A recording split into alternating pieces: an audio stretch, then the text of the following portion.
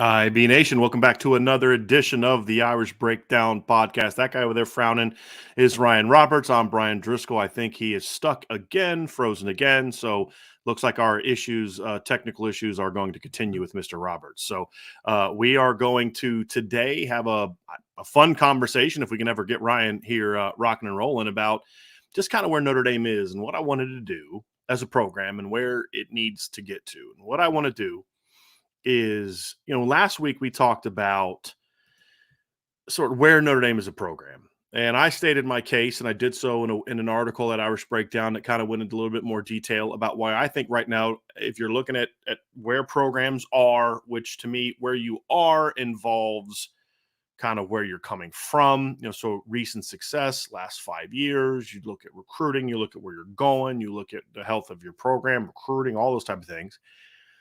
And when you look at Notre Dame and you look at their top 10 nationally in the last 5 years in producing draft picks, they're top, I think, tied for ninth there. They're tied for ninth in recruiting rankings. They're fifth in wins the last 5 years. There's a group of, you've got Alabama, Ohio State, Clemson, I believe, are the three programs that have made 3 playoff appearances. Notre Dame is tied next with 2. And so they're number 5, but I think we can also the other thing that I pointed out on the message board, that in the last 2 years that there have only been 2 programs that have ranked in the top 5 in the blue chip ratio that On3 does from their consensus ranking. So it looks at everybody's ranking, and that is Alabama, Ohio State, and Notre Dame. So I think Notre Dame enters the 2023 season in a good place. And I think right now, even though some folks are looking at some negative aspects of things, I get that. It's just the nature of this business and how some odd things kind of happened over the last couple months when it comes to coaching decisions. But I think when we look at Notre Dame, I still view Notre Dame as a really good place and in a really good place. Now, they've got to build on where they've been and build on what they've done recently. And we've got to learn a lot about the coaching. And there's some things we don't know yet. But of the things that we do know, I think it's safe to say that Notre Dame is a top 5 program. I have a hard time buying arguments otherwise. The question, however, now turns to, okay, but what do they need to do to get into that top 2? And not so much, I don't really care about how they're viewed and all that, but more of what do they need to do to get to that place where they can be a team that can go out there and compete for a championship and win a championship. And I think that's where we can admit that Notre Dame is top 5, but also say that there's some separation between the top 2 to 3 and Notre Dame. There's not as much separation. I had Clemson 4 because, again, if we're looking at the last 5 years, Clemson has got some big wins over Notre Dame. Notre Dame has some big wins over Clemson, but Clemson has a championship in the last 5 years. Notre Dame doesn't. Clemson has 3 playoff appearances. Notre Dame has 2. So Notre Dame is, to me, certainly gone a long way towards closing the gap on Clemson. And if they can beat Clemson this year, then I think that vaults Notre Dame up a spot. And because when we have that 5-year window next year, and we're looking at 5 years, the 2018 championship from Clemson is no longer part of that conversation. So I think when you look at Clemson, I think Notre Dame is right on Clemson's tail, and they're getting up there. And for anyone that wants to argue that recruiting classes are what we're going to do here, that ain't it, okay? Because Ohio State consistently out-recruits Clemson, and Clemson has more championships in the last 10 years than Ohio State does. So that ain't it. It's about where you are talent-wise, and star rankings don't always determine that, as we have proven over and over and over again. It's about the health of your actual players, not what it says on paper. Notre Dame is not there yet when it comes to the top 3 programs. They're not there yet from on-field success. They're not there yet from an institution being committed to the sport.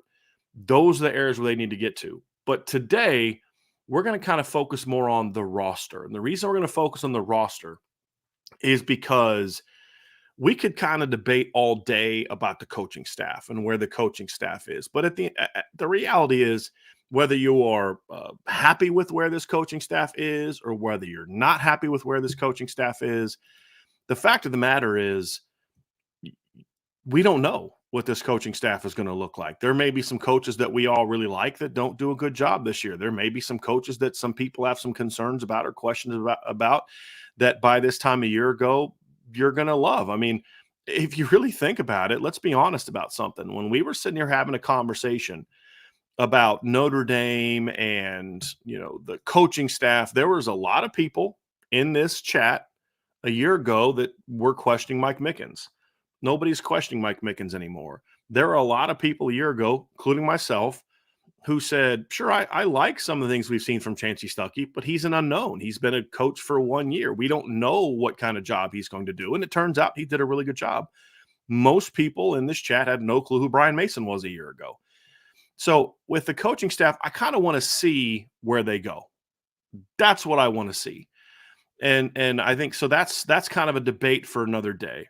What we're going to kind of talk about today is we're going to go through the roster and we're going to kind of break down what a championship roster actually looks like, not in the heads of people that think you need to be A, B, C, and D, and which is not realistic, but really kind of get into what a championship roster looks like and then where Notre Dame is in that regard. So we'll kind of have it broken into 3 categories, because here's what makes up a football team.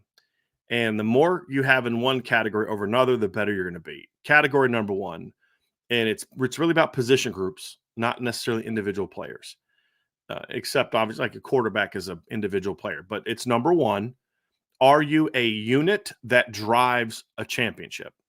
When you look at Georgia 2021, the defensive line as a unit was a driver to their championship. When you look at LSU 2018, their wide receivers and their quarterback were drivers to a championship. Then the second group is what groups may not be drivers, but are really key ingredients to a championship. So you may look at it and say, that's not an elite group, but it's a good group, and it's a group that can help you go win and help you be successful, even if it's not a group that's necessarily a unit that is a driver. So an example, as I mentioned, we talked about Georgia. One thing that I would argue is that Georgia's receiving core last year, wide receivers, were not a championship driver, but they were a key part of a championship team. If you take out other parts, that's not a unit that could put the team on its shoulders over the course of an entire season and say, hey, we're going to lead you to a championship the way that LSU's receivers could in 2018. But it's still a group that they made clutch plays. Different guys stepped up at different times. It was a really good group, even though it may not have any elite players or be an elite group. And then the third part is you're not there yet. You may have the talent, but the talent hasn't produced yet. You may not have the talent, even though the production's good, but when you get on the big stage, the talent's not good enough. I think that's been quarterback for Notre Dame in the past years, is they are good enough to kind of go 12-0 against an okay schedule, but not good enough to then go win you games when you get into the postseason. And what you'll find is if you do an honest assessment of where championship teams have been in recent years, you're going to find that there is no team that has championship drivers at all positions. And I would argue there hasn't been a champion in the last decade that has more championship drivers than not at different positions. The key is how many groups can you have in the top 2 categories, and how many can you get out of the bottom 3? So when you look at Georgia, for an example, Ryan and I were doing a thought experiment we'll dive into, and it's the same for Alabama, the same for Ohio State. And that is which position groups right now are championship drivers. And a case could be made that Notre Dame heading into 23 and in some regards 22. I don't think 22 is a great example because of all the injuries and some other things. But in 2023, that Notre Dame has as many, if not maybe one more championship unit, like championship drivers, than what Georgia had last year. Here's the difference.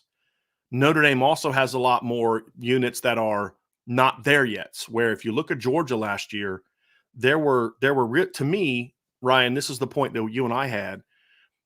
O-line, D-line, and tight end were the championship drivers for Georgia last year. We don't view Stetson Bennett as a championship driver, meaning if you put him on a lesser team, he's not putting that team on his shoulders and taking them to the playoff the way that I think Trevor Lawrence did in 2020 with Clemson. Sure. And so I think when you look at it, it's kind of that, or the way that the Georgia defensive line did in 2021. Very good player, very key, very important part. They didn't win a championship in spite of Stetson Bennett. They also didn't necessarily win it because of Stetson Bennett, the way that LSU did with Joe Burrow in 2019 and Mac Jones in 2020, for example, who could really put a team on the shoulders in different ways. But what LSU did not have last year is a single position group that was a not there yet unit, not one. And that's really where Notre Dame needs to get to. And then also you have to look at it, Ryan, is you need some really important positions to be in those top two groups. The problem for Notre Dame is in a lot of years, quarterback is in the not good enough category, not in the key piece or championship driver. And there's some other positions like that. So we're going to kind of go through and rank all the positions and talk about where they are now and what does Notre Dame need to do to get those positions where they need to be. And that's going to be the discussion today, Ryan. And I think that the thing that's going to be hard for some people to grasp is right now there are positions at Notre Dame that are championship worthy, just like Georgia has. The difference is that Georgia is not this juggernaut that has just elite everywhere. They're good everywhere and great at a few places, including coaching. And that's the unknown. And Ryan, I mentioned when you were off that we're not going to focus on coaching right now because there's just so many unknowns with coaching. Sure. Yep. But from a roster standpoint, I think what we're going to find out here is that Notre Dame is closer than people think, but they're not there yet. And some things need to happen between now and the season if they're going to get to that point. Well, I also think too, Brian, like these positions that we're talking about that are, championship level as of right now, as far as driving a team, what positions are they is also an interesting conversation, right? Like you mentioned Georgia. Yeah, they might not be championship level. They might not be championship drivers at every single position, but the two that we mentioned were offensive line and defensive line. And we know historically speaking, like, if you're built through the offensive and the defensive line and you're elite in those areas, or at least very, very good, great level, that you're going to win a lot of football games, right? So I think that it's also important as we're kind of discussing this, not only the Notre Dame side, but when we dig into the Alabamas, into the Ohio States, into the Georgias, it's also what positions are the drivers, right? Like that matters a lot more. Like if you don't have championship drivers at offensive line or defensive line, you're really good at linebacker and let's say running back, for instance, are you going to win a championship consistently with that formula? I would say probably not, unless you're just very good at other key areas. So I think that it's also interesting just to see where the championship driving is happening at, because I really do think that, we talk about positional value all the time, right? Like offensive line, quarterbacks, and then guys that affect the passers. Like those are kind of the key parts, right? And I think that if you hit all those parts and you're at least solid in every other area, you're going to be a really good football team, man. So, that's just kind of what I'm looking at. And I'm just interested in digging not only Notre Dame, but the other teams is just where are the championship drivers at on their rosters? I think that also does matter when we kind of formulate how important those positions are. When you and I were looking back at the 2021 team, Ryan, or the 2022 team, the conversation we had is, well, let's think about where Notre Dame was in 2021. Where were they in regard to championship drivers? And there was really only one position that we could look at and say, for the course of an entire season, that was a championship driver, and that's tight end. Running back was at times. O-line was at times. Cornerback was for a brief about 3-4 game stretch when Cam finally got going and Benjamin was really taking off, and then Cam gets hurt.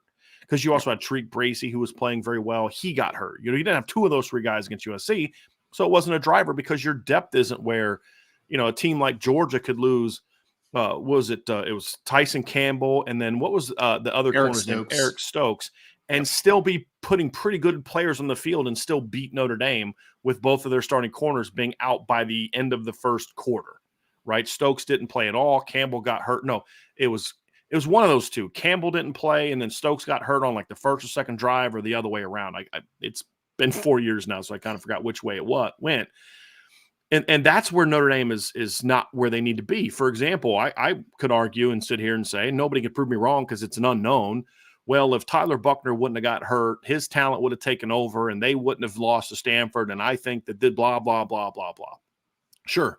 And if Cam Hart and Tariq Bracy don't get hurt against USC, I think Notre Dame beat you. I can make all the excuses in the world, but the reality is those guys did get hurt, and the depth chart wasn't good enough to overcome those like the 2015 depth chart was, where the 2015 team could still be really good losing their starting quarterback because you weren't replacing your starter with Drew Pine. You were replacing your starter with Deshaun Kaiser. Your starting tight end gets hurt, Durham Smythe, and you're replacing him with one of the best freshman tight ends in the country now, Zay Mack. Jerron Jones gets hurt, and you're replacing him with a stud freshman in Jerry Tillery. That's where that team was at those spots.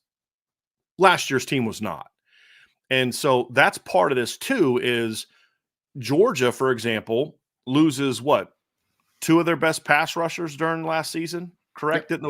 Or was it the kid that got suspended? Was it last year or this year that kid got suspended? That was 2 years ago, right? 2021. So Adam 2021, that kid gets suspended and they don't miss a beat.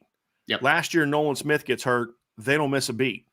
They lose Jordan Davis, they don't miss a beat. That's where the great programs are, right? They can lose guys, and everybody thinks Ohio State's going to take this big step back because of C.J. Stroud is gone. I heard the same things from people when Dwayne Haskins left, and I heard the same thing from people when Justin Fields left, right? They have a track record of saying, yeah, you may not know anything about this guy, and he may never have done anything in college yet, but Ohio State has that track record. You know how many passes C.J. Stroud threw before he started his first game at Ohio State? Bingo, that's the number right there, 0. Yeah. And so some programs deserve the benefit of that. How's Georgia going to replace Jalen Carter? I don't know, but I'm confident they will because that's what they do, right? Yeah. Notre Dame's not there yet, Ryan, at most positions except for one, and we'll get into that here in a little bit. So I think that's where we evaluate this. It's not just the starter. It's what's your room look like? What happens if so-and-so goes down? That's kind of the question mark, and that's kind of what we'll look at as we dive into this. So let's get into, Ryan, beginning. We're kind of do a position-by-position thing, but we're going to put them into the categories that we currently have them. And right now, we're going to start with what are the position groups in Notre Dame right now that we view as championship drivers, or that we expect to be championship drivers? And I think when you look at Notre Dame right now, we'll start on offense. And I would argue, Ryan, and I think that you agree, and I'm curious what some of the folks in the chat think. I think there's 2 on offense right now that I anticipate being championship drivers. And we're going to begin with running back. And my case for running back is you have a very talented co-starters in Audric Estime and Logan Diggs who are proven players. You're talking about 2 guys in their first in the rotation combined for over 1,700 yards with no pass game threat to speak of, and really stepped up. I mean, when one would struggle, the other one would step up, right? Logan Diggs or Audric Estime gets gets benched because he fumbles the football. And so what do? They go out there and Logan Diggs steps up and rushes for 100 yards against UNLV in that game, right? And then there's games where, where Logan Diggs is hurt early in the year, so Chris Tyree and Audric Estime step up and they play well together. And then there was some of the big games where they both played well. They both rushed for 100 yards against Clemson. They both rushed for over 90 yards against South Carolina. And so I think when you look at it, Ryan, I think that to me is there. You've got very talented starters. I expect their 1-2 punch to be one of the 5 best groups in the country, but you're also deep. You're so deep that you can work with Chris Tyree kind of playing all around. You've got Jadarian Price coming back from injury. You have him and Diggs out in practice, and what do we see? 4-star recruit Jabron Payne steps into the mix, right? Who nobody talks about because of all the injuries. And what does he do? He shows that, hey, that ranking was legit. Sometimes rankings aren't legit, right? It's a point I made earlier, right, in the chat, where you're going to say, like somebody made a comment, well, half the starters on defense are still 3 stars. So that means nothing to me. Are you playing like a 3-star? Now, Cam Hart is ranked as a 3-star. Does anyone going to sit here and rashly argue that Cam Hart's a 3-star player? You could argue he may not be a top 50 caliber player. Sure. That's fair. But he's definitely plays like what you'd expect from a 4-star. Benjamin Morrison was not a top 300 national recruit. Does anyone want to still tell me that Benjamin Morrison's not a top 300 caliber player in college football? Of course he is. So when you look at the roster and you say, boy, this guy proved that ranking was in this instance correct. Jabron looked great in practice. Will he be able to stay healthy? It's a fair question. And then you got Jeremiah Love coming in. Yep. So I think when you look at Notre Dame's depth chart at running back, it's deeper than it's been since Lou Holtz was the head coach. and it's got a variety of skills, very unique skill set mix, and it's productive, run and pass game. And so I think that unit, when you look at the Notre Dame running backs, and it's coached, that's one position we know the coaching is strong, right? And 3 of the last 4 running back coaches at Notre Dame have been very good position coaches. Tony Alford, and obviously I thought Lance Taylor did a real solid job at Notre Dame, and then now Dylan McCullough. So coaching, we know there is going to be strong, but the talent, Ryan, top to bottom, is as good as just about anybody in the country, in my opinion. Well, I think what you said perfectly, Brian. Like, you have headliners, but you also have incredible depth at running back. I mean, there is a situation where if the necessity came up that Notre Dame needed Logan Diggs to be the guy all year, right? And he was able to stay healthy, probably be a 1,200 plus yard rusher. Like, he's that type of talent, right? Audric Estime could be a guy that, if he was counted upon to be the guy on an offense, could carry the load and could be that type of dude. And then you're talking about Jabron Payne, Jadarian Price coming back, Jeremiah Love, who, not to mention, they all have varying skill sets, which are exciting, right? Like, they all can fit together and bring something to your offense. Like, there's going to be some situations, if Jadarian Price is healthy come this fall, that in a certain situation, you might want to get his speed onto the field in some different types of situations. And there's going to be other times where you're like, nope, I need a hammer. I need more of an Audric Estime. There's going to be other times where you're like, nope, I need Logan Diggs style. That's kind of a mix of everything. They can kind of do a little bit of everything well. So the headliners are absolutely there, and you can withstand injuries at that position. Like, there's some Notre Dame positions where I'm like, a lot of talent, right? But if you have 1 or 2 injuries in that room, then it's a little bit of a troubling area, right? But I mean, Notre Dame's running back, but when Jeremiah Love gets there this fall, even if you don't count Chris Tyree at all in the running back position anymore, you're still 5 deep, man. Like, you're still very, very deep at the position. And you have 2 headliners that, in my opinion, can carry an offense and can carry an offense to a victory. The Clemson game is the perfect example of that, right? You threw for, 80-something yards as a team in that football game, but you ran for 260 and beat a team that was ranked as the top team in the country at the time. Why did you do that? Because your offensive line and your running backs could carry you to that victory. So, yeah, I think running back is an easy one for me, man. That was one of the ones we were discussing earlier. It was like, that was a no-brainer for me on the offensive side of the ball. Well, and I think what running back shows, and what the current staff has done, and again, I think it's always fair to give credit to past coaches who played a role, and I think you have to give a lot of credit to Lance Taylor and Tommy Rees, because they were drivers in putting that talent together, and Chip Long as well, because Chip Long was very instrumental in bringing in Chris Tyree. But Lance Taylor did a really good job getting Audric Estime, getting Jadarian Price. Tommy Rees did a great job getting Logan Diggs. He was the primary recruiter for Logan Diggs, not Lance Taylor. And then obviously Dylan McCullough has come in and brought in Jabron Payne, and he'll add Jeremiah Love. And so I think it shows that you can go from 2019, running back was the biggest question mark on the team by far. And by 2022, it was arguably your second greatest strength on your offense. And now goes into the 2023 as a unit that you expect to be a championship caliber unit. Recruiting and coaching combination can do that. And some of those guys, guess what? Logan Diggs was a 3-star, right? Some people had Audric Estime as a 3-star. So it just goes to show that it doesn't matter what your recruiting ranking was. It matters what you actually do when you get to college.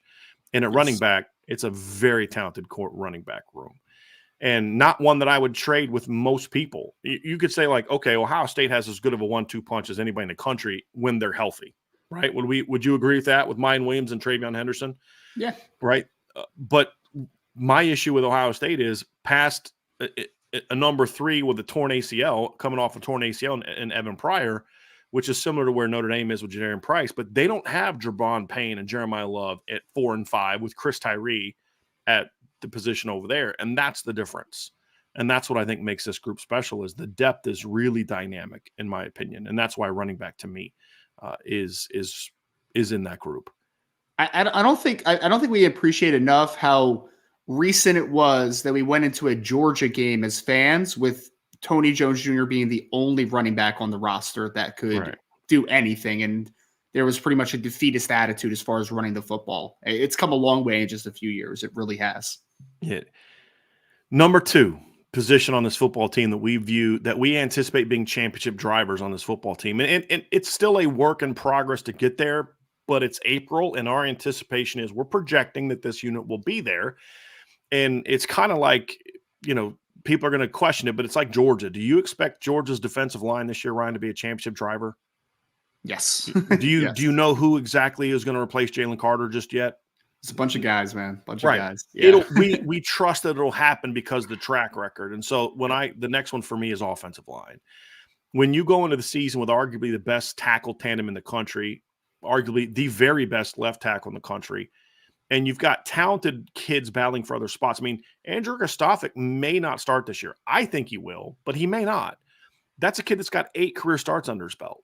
That's a kid that's got some tools, Ryan. I know you're very high on Andrew Kristofic as well, but he's got to compete to start this year. Billy Schrouth is a big-time talent who's battling to get on the job. And then, of course, you have Zeke Correll at center, who I thought was a very steady player the last, I'd say, 3 quarters of last season. I thought Zeke struggled a little bit out of the gate. I didn't think he was very good in the first 2.5 games. I thought his second half against Cal was a big reason why I thought the offense started to calm down a little bit in the second half of that game, because he started playing better.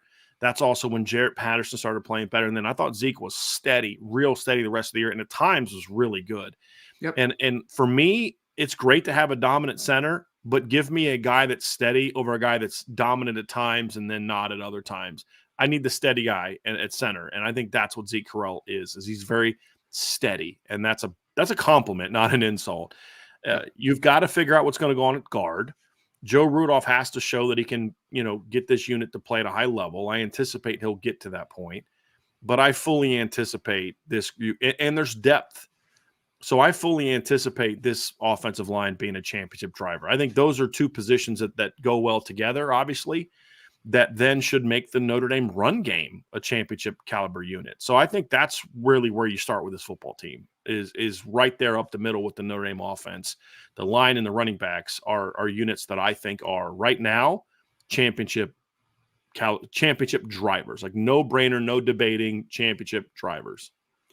Well, I mean, offensive line too, Brian, I know there was a discussion about star rankings in the chat that you kind of alluded to a couple times, right? I mean, you feel good about it if you're Notre Dame replacing the 2 guards because you're talking about a bunch of 4 stars that are going to replace the incumbents, right? It's Andrew Kristofic was a 4-star player. Billy Schrouth was a 4-star player. Ty Chan was a 4-star player. I believe Michael Carmody was a 4-star player.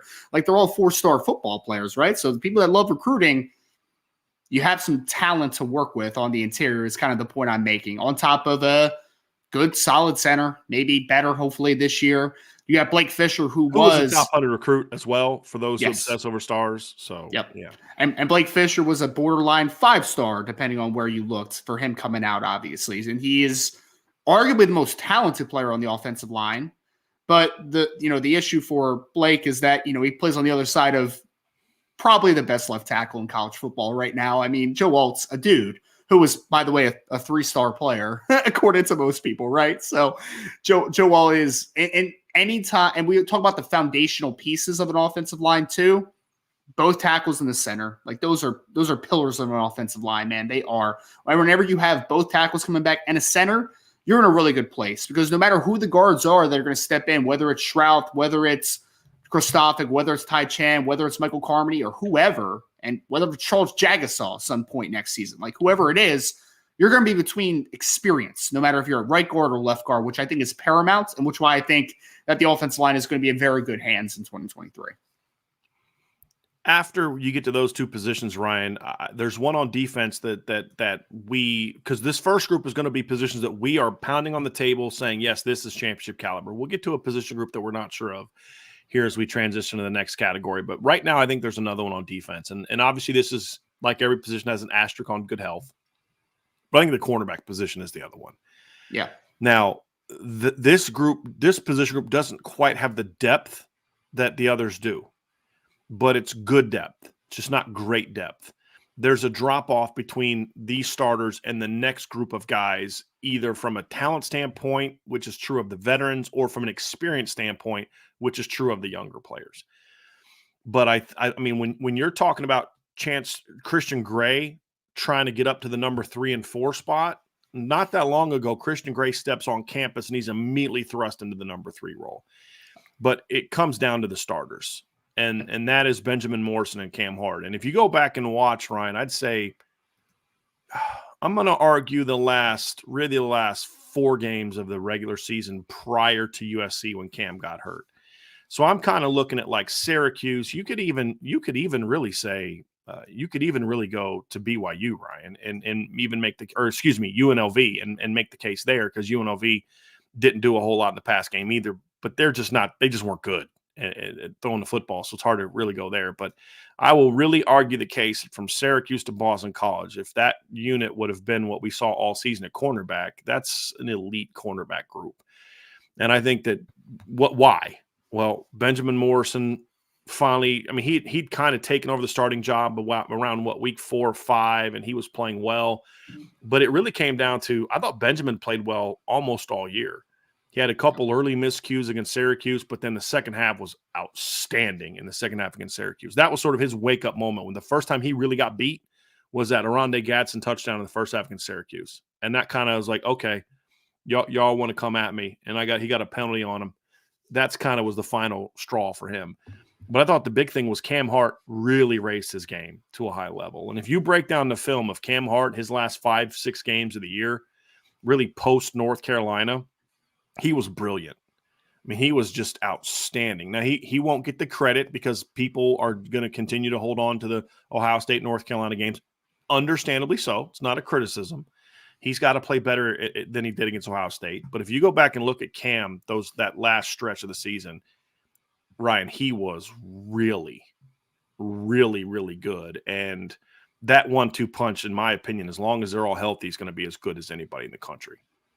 Well, and I think it gives you a really good baseline, because if they are what they were at their peak in 2022, injuries aside for a second, like if Cam Hart is just as good as you talked about in like that 4-game stretch, or Benjamin Morrison was just as good as he was the second half of the season, or the last 3 quarters of the season, you look at it and say, like, that is going to be really good room, like just off of that, right? But the crazy part is, in my opinion, is that we haven't seen the best of Benjamin Morrison yet. He was a true freshman last year. Like, we haven't seen nearly the best of what he's going to do at Notre Dame.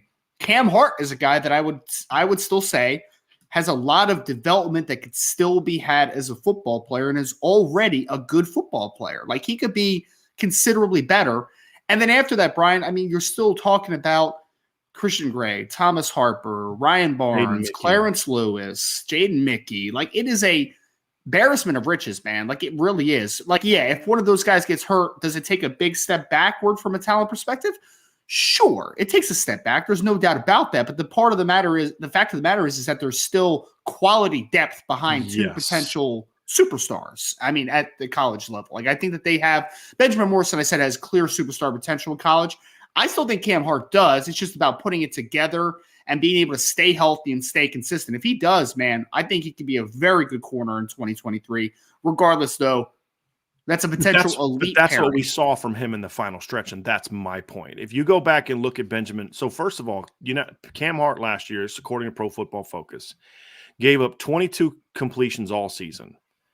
And looking at the numbers, I think I would kind of give him credit for one more that PFF did not give him credit for. They did not give him credit for the reception late in the game against North Carolina, the long touchdown. I do, because it was his blown coverage. So I would say 23. But when you look at the numbers last year, he gave up 22 receptions for 240 yards. If you add the play that I would give him, I think it's like 23 for around 300. For context purposes, the year that Julian Love was a consensus All-American, he gave up 42 catches for 413 yards. He gave up 53.2% completion percentage. Cam gave up 50% completion percentage. And so those are the things you look at, Ryan, and you say, boy, that guy put up really good numbers. Here's the difference. Cam doesn't make a lot of plays on the ball. Yeah. And that's where he's got to improve, right? Where Julian made a lot of plays on the ball. What Cam does, and why he's, I believe, undervalued, is he covers in a way that teams just avoid him. They just don't throw at him. And that's something that I think is it's kind of what hurt Troy Pride in 2019. Troy Pride was a lot better on film than a lot of Notre Dame fans gave him credit for. How do I say that? Because, but he got beat this play or that play, but teams just avoided him. He didn't have the numbers that Julian Love had because teams wouldn't throw. Teams were not afraid to throw at Julian Love. Often was a mistake to do so, but Julian Love didn't inspire that fear from other teams. Troy Pride did in 2019. Teams would just not throw at him. Yeah. And Cam Hart did that last year. Why do you think people kept throwing at Benjamin Morrison? Because they don't want to throw out the 6'3", 32-inch arm guy on the other side of the field. Right, who runs a full court, right, who was making a ton of plays. And so that's really what it came down to for me, and that's why I believe this group is going to be really good. Because, look, if Notre Dame had to, at some point in time next year, because of injury, had to put Jaden Mickey and Christian Gray in at corner, it's not going to be as good. But I'm like, I can still win a lot of football games like that. Yes. With Micah Bell coming off the bench and Chance Tucker and Ryan Barnes and, Clarence Lewis was a starting cornerback on a playoff team, right? I want to remind you of that. Clarence Lewis, who's right now Notre Dame's third corner, maybe was a starter on their 2020 playoff team at corner.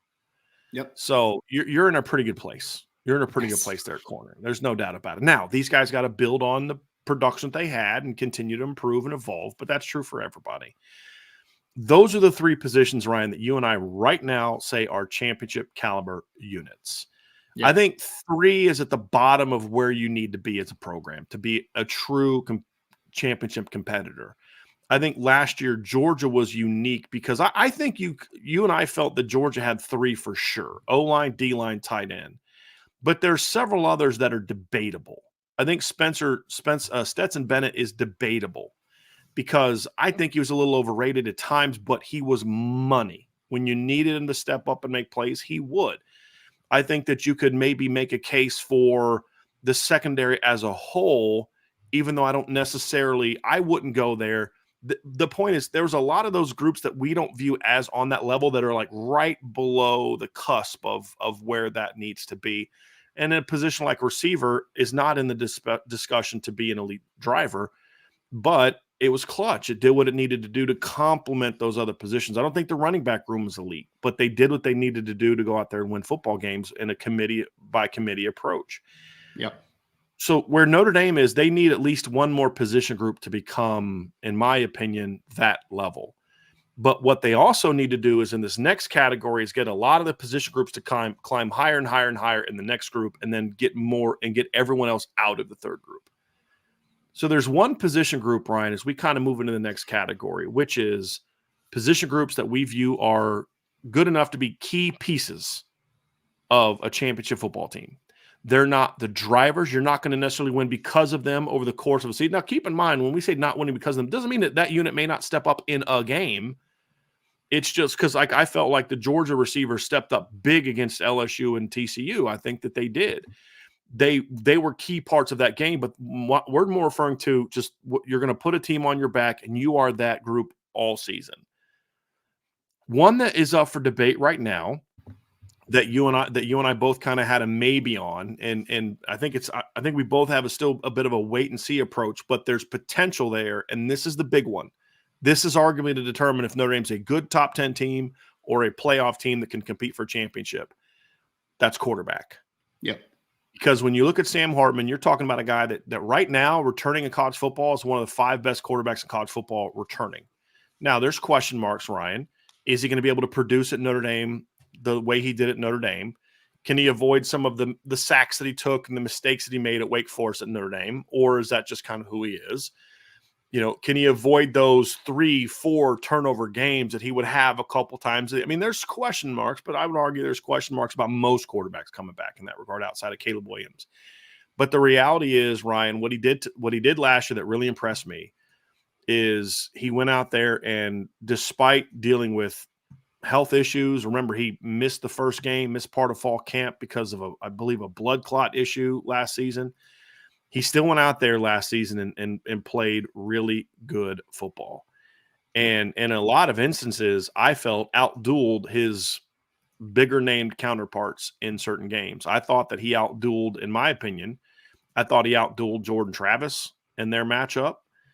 I thought that he went toe-to-toe with Drake May and their battle. Drake May's team won it at the end. Sam put up very good numbers as well. Didn't get as much help from his teammates. I thought he went toe-to-toe there. I think he played great in the Clemson game. I mean, he's the reason that they had a shot to win that game. 20 of 29 for 337 yards and 6 touchdowns, I would say, is a pretty good day of work, right? Ryan, would you agree with that? It's okay. Passable. Yeah, it's not that bad, right? Not that bad Yeah. at all. So, I look at him and I say, this is a guy that I felt did what he needed to do. And his team didn't always step up to the plate. Well, that's not going to be an issue this year. And I think you go back to 2021, Ryan, and it's the same story. I mean, he had some great games against North Carolina and Sam Howell. Sam Howell had some big games in those moments as well. He seems to be a guy that loves the moment where the spotlight is big. That's what he was at Wake Forest. Can he do that at Notre Dame, where the spotlight's always going to be brighter than what it ever was on its brightest day at Wake Forest? We're going to find out. But it's not just him. It's the talent of Tyler Buchner. It's the fact that you now have a Kenny Minchey. I think Notre Dame now has a room that we can at least have a conversation about. Is this a championship caliber room? The reason I'm not ready to go there just yet, Ryan, is because of the fact that we haven't seen Sam Hartman do what we need him to do in a Notre Dame uniform. We have to see how he fits into the offense. We have to see how the team plays for him and all those type of things we still need to see. But it's at least one that I'm willing to say is in that second category of key part, but at the top of that category. I'm not ready to put it into the top level yet. I'm not. I need to see more. But there's no doubt with the way that Tyler Buchner played in the bowl game, the talent that we know that he has, he's now your number 2.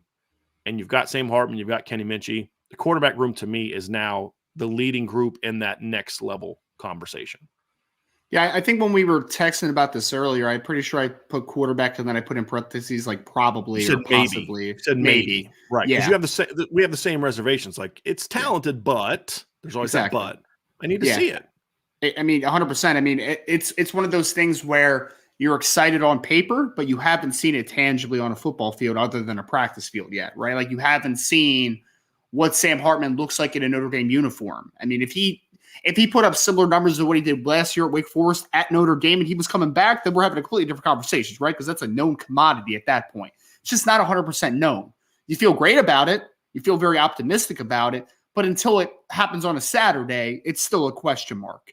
The great thing, to your point, Brian, is the last time that we saw Tyler Buchner, he was beating an SEC team in a bowl game and scoring 5 touchdowns. Like, that's pretty nice too, right? And making some big time plays, right? Big time plays. And in a adverse situation, like in a situation where he had missed a large portion of the season with an injury and was coming back for a bowl game, and he showed that there's a lot of talent there. They fell behind 21-7. He throws a pick 6 early. There was every reason in the world for him to give up and that team to give up, and they didn't. For all the people that say, well, is the team play for Tyler Buchner like they did for Drew Pine? That bowl game should have answered any questions you have about that. I think so. Yeah, I really do. Go ahead, Ryan. Sorry. Oh, no. I was just going to say I really do. I was just agreeing with you. Here's something else that gives me a little bit more comfort, because Jack Cohn is the reason I have more faith in Sam Hartman. And what I mean by that is we saw how Jack Cohn, who I don't think has the physical tools that Sam Hartman has, he's got bigger size and all that, but he brings a lot of the other, character, leadership, mental toughness, and all the things that we think Sam Hartman brings to the table. Jack was able to kind of come into a situation and thrive, in my opinion, and including in some certain situations where maybe he wasn't playing all that well, but was able to rally back. And he gets benched against Virginia Tech, comes off the bench when Tyler gets hurt, and leads the team back to victory.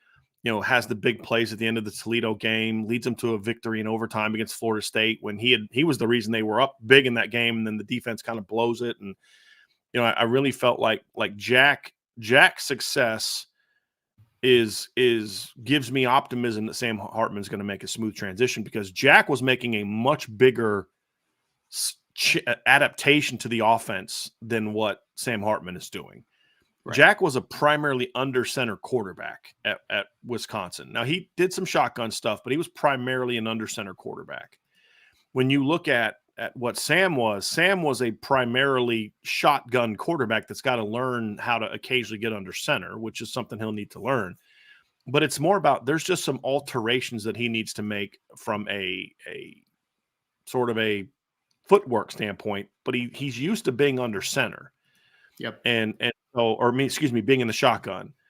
And so I think that if Jack can make the transition that he did, there's no reason for me to doubt that Sam Hartman can. But we still need to see it. So I'm not confident enough in that correlation to say, let's go ahead and put him in the championship category. I still need to see it.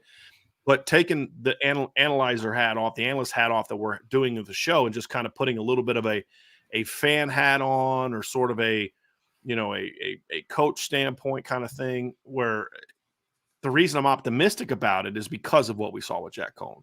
Because we have seen a transfer quarterback come here and be successful that didn't even have Sam's tools or even Sam's experience. I mean, Jack Cohn was a starter for 1 year at Wisconsin. That was it.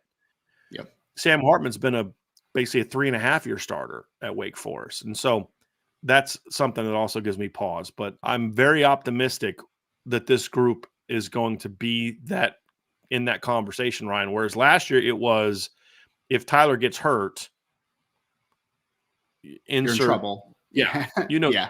What do we say? Drew can win you a lot of games. He can get you to 10-2, right? And I mean, basically they went 8-2 with Drew Pine at quarterback. Yep. Okay. So, but what he's not going to do is win you the big games. And he didn't, right? I mean, they didn't beat Clemson because of Drew Pine. He threw for 86 yards in that game. Yep. They won because the defense played phenomenal and because the running game could not be stopped. Drew's a great kid, great leader and all that, but there's a different animal to what they're doing now. And so that's another big reason that I have great expectations for the quarterback room and just this offense in general, because they were able to do what they did in the second half of last year, Ryan, where if you go back and look at Notre Dame as a team, they averaged over 40 points per game for about a 5-game stretch last year as a team. Because you talk about they scored 44 against UNLV, 41 against Syracuse, 35 against Clemson, 35 against Navy, 44 against Boston College, and then 27 against USC.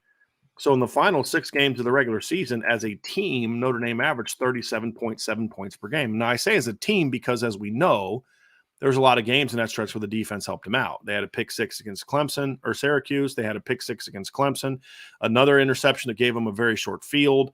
They had, that other times where special teams club. They also had a punt block for a touchdown against Clemson.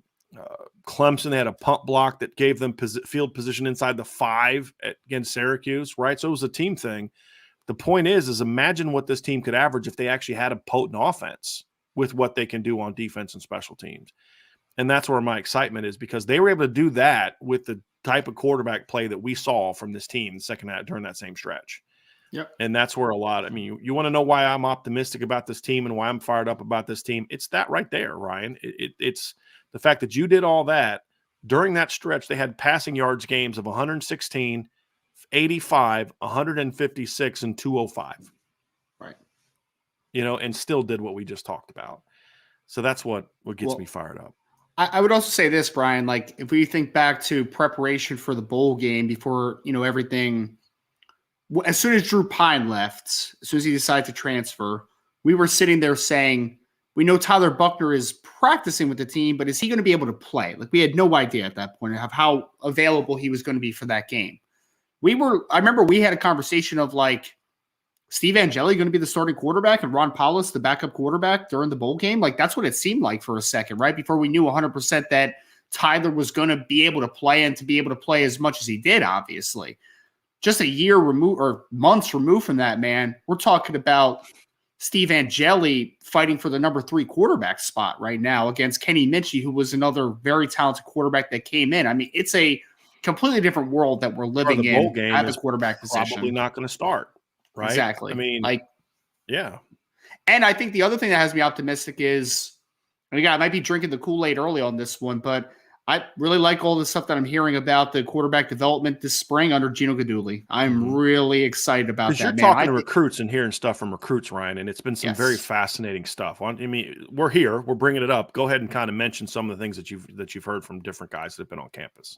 Yeah, I mean, so I put an update on the board last night on Deuce Knight, who's a star 2025 quarterback out of Lucedale, Mississippi. And I had a deep conversation, and I put on the board last night. And then there was also a article, obviously, this morning on irishbreakdown.com where he talked so much about how just even keel and energetic that Coach Kaduli is with that coaching staff, with the quarterback room. And there's pressure there, on the players to perform their best, but it's very much a attentive room in the sense of like, hey man, you did this wrong. Let's fix that, right? Like, let's fix that. Let's just dive into this and focus on what the issue is there. And I feel like, and this is no shot at Tommy Rees, it really isn't at all, because I think it's very difficult being an offensive coordinator and also being a quarterback coach all in one. I think that's a very difficult task. You cannot fully put all your attention on the quarterback position all the time. You can't do it because you have so many different moving parts. And Coach Kaduli has laser focus on that quarterback. And if you're going to jump on other position groups but not on your own players, it can create problems. So that's why you need to be even harder on your position group than you do the other position groups. That's another dynamic to it. So I think the thing that I liked is you can be, and this is something I wish I would have learned a lot earlier as a coach, to be completely honest with you. You can be demanding and set a very high bar without being aggressive as a coach, meaning, a yeller and that using fear. I wish that's something I would have learned earlier as a coach, to be completely honest with you. And that's what we're hearing about. It's like, look, he's not out there just palling around with guys. The expectations are high. Yes. But it's more about, okay, we're here to teach and coach. I'm not here to scream at you. Again, not a shot on anybody else. It's just that style I think works. I think it works with Tyler Buckner. I think it works with where Sam Hartman is. Sam Hartman doesn't need some dude yelling at him, right? There may be other years where, man, I wish they had a guy that would kick him in the butt a little bit. So again, I'm not trying to take shots at anybody. It's just, this is what I think is going to work for this room and where I think this room is now mentally. It's about, okay, the talent is there. Now it's about getting them mentally locked in to be able to do what they need to do at a high level. And that's very, very optimistic. Some of the returns I've heard from sources within the program, the quarterbacks have really taken to Coach Kaduli well, which is always a concern when you have a position coach leave. Especially the position coach that recruited most of the kids in the room. I mean, really all the kids in the room, is how are they going to adapt to the new coach? And so far, so good in that regard, Ryan, which is a very important piece to this conversation. No doubt.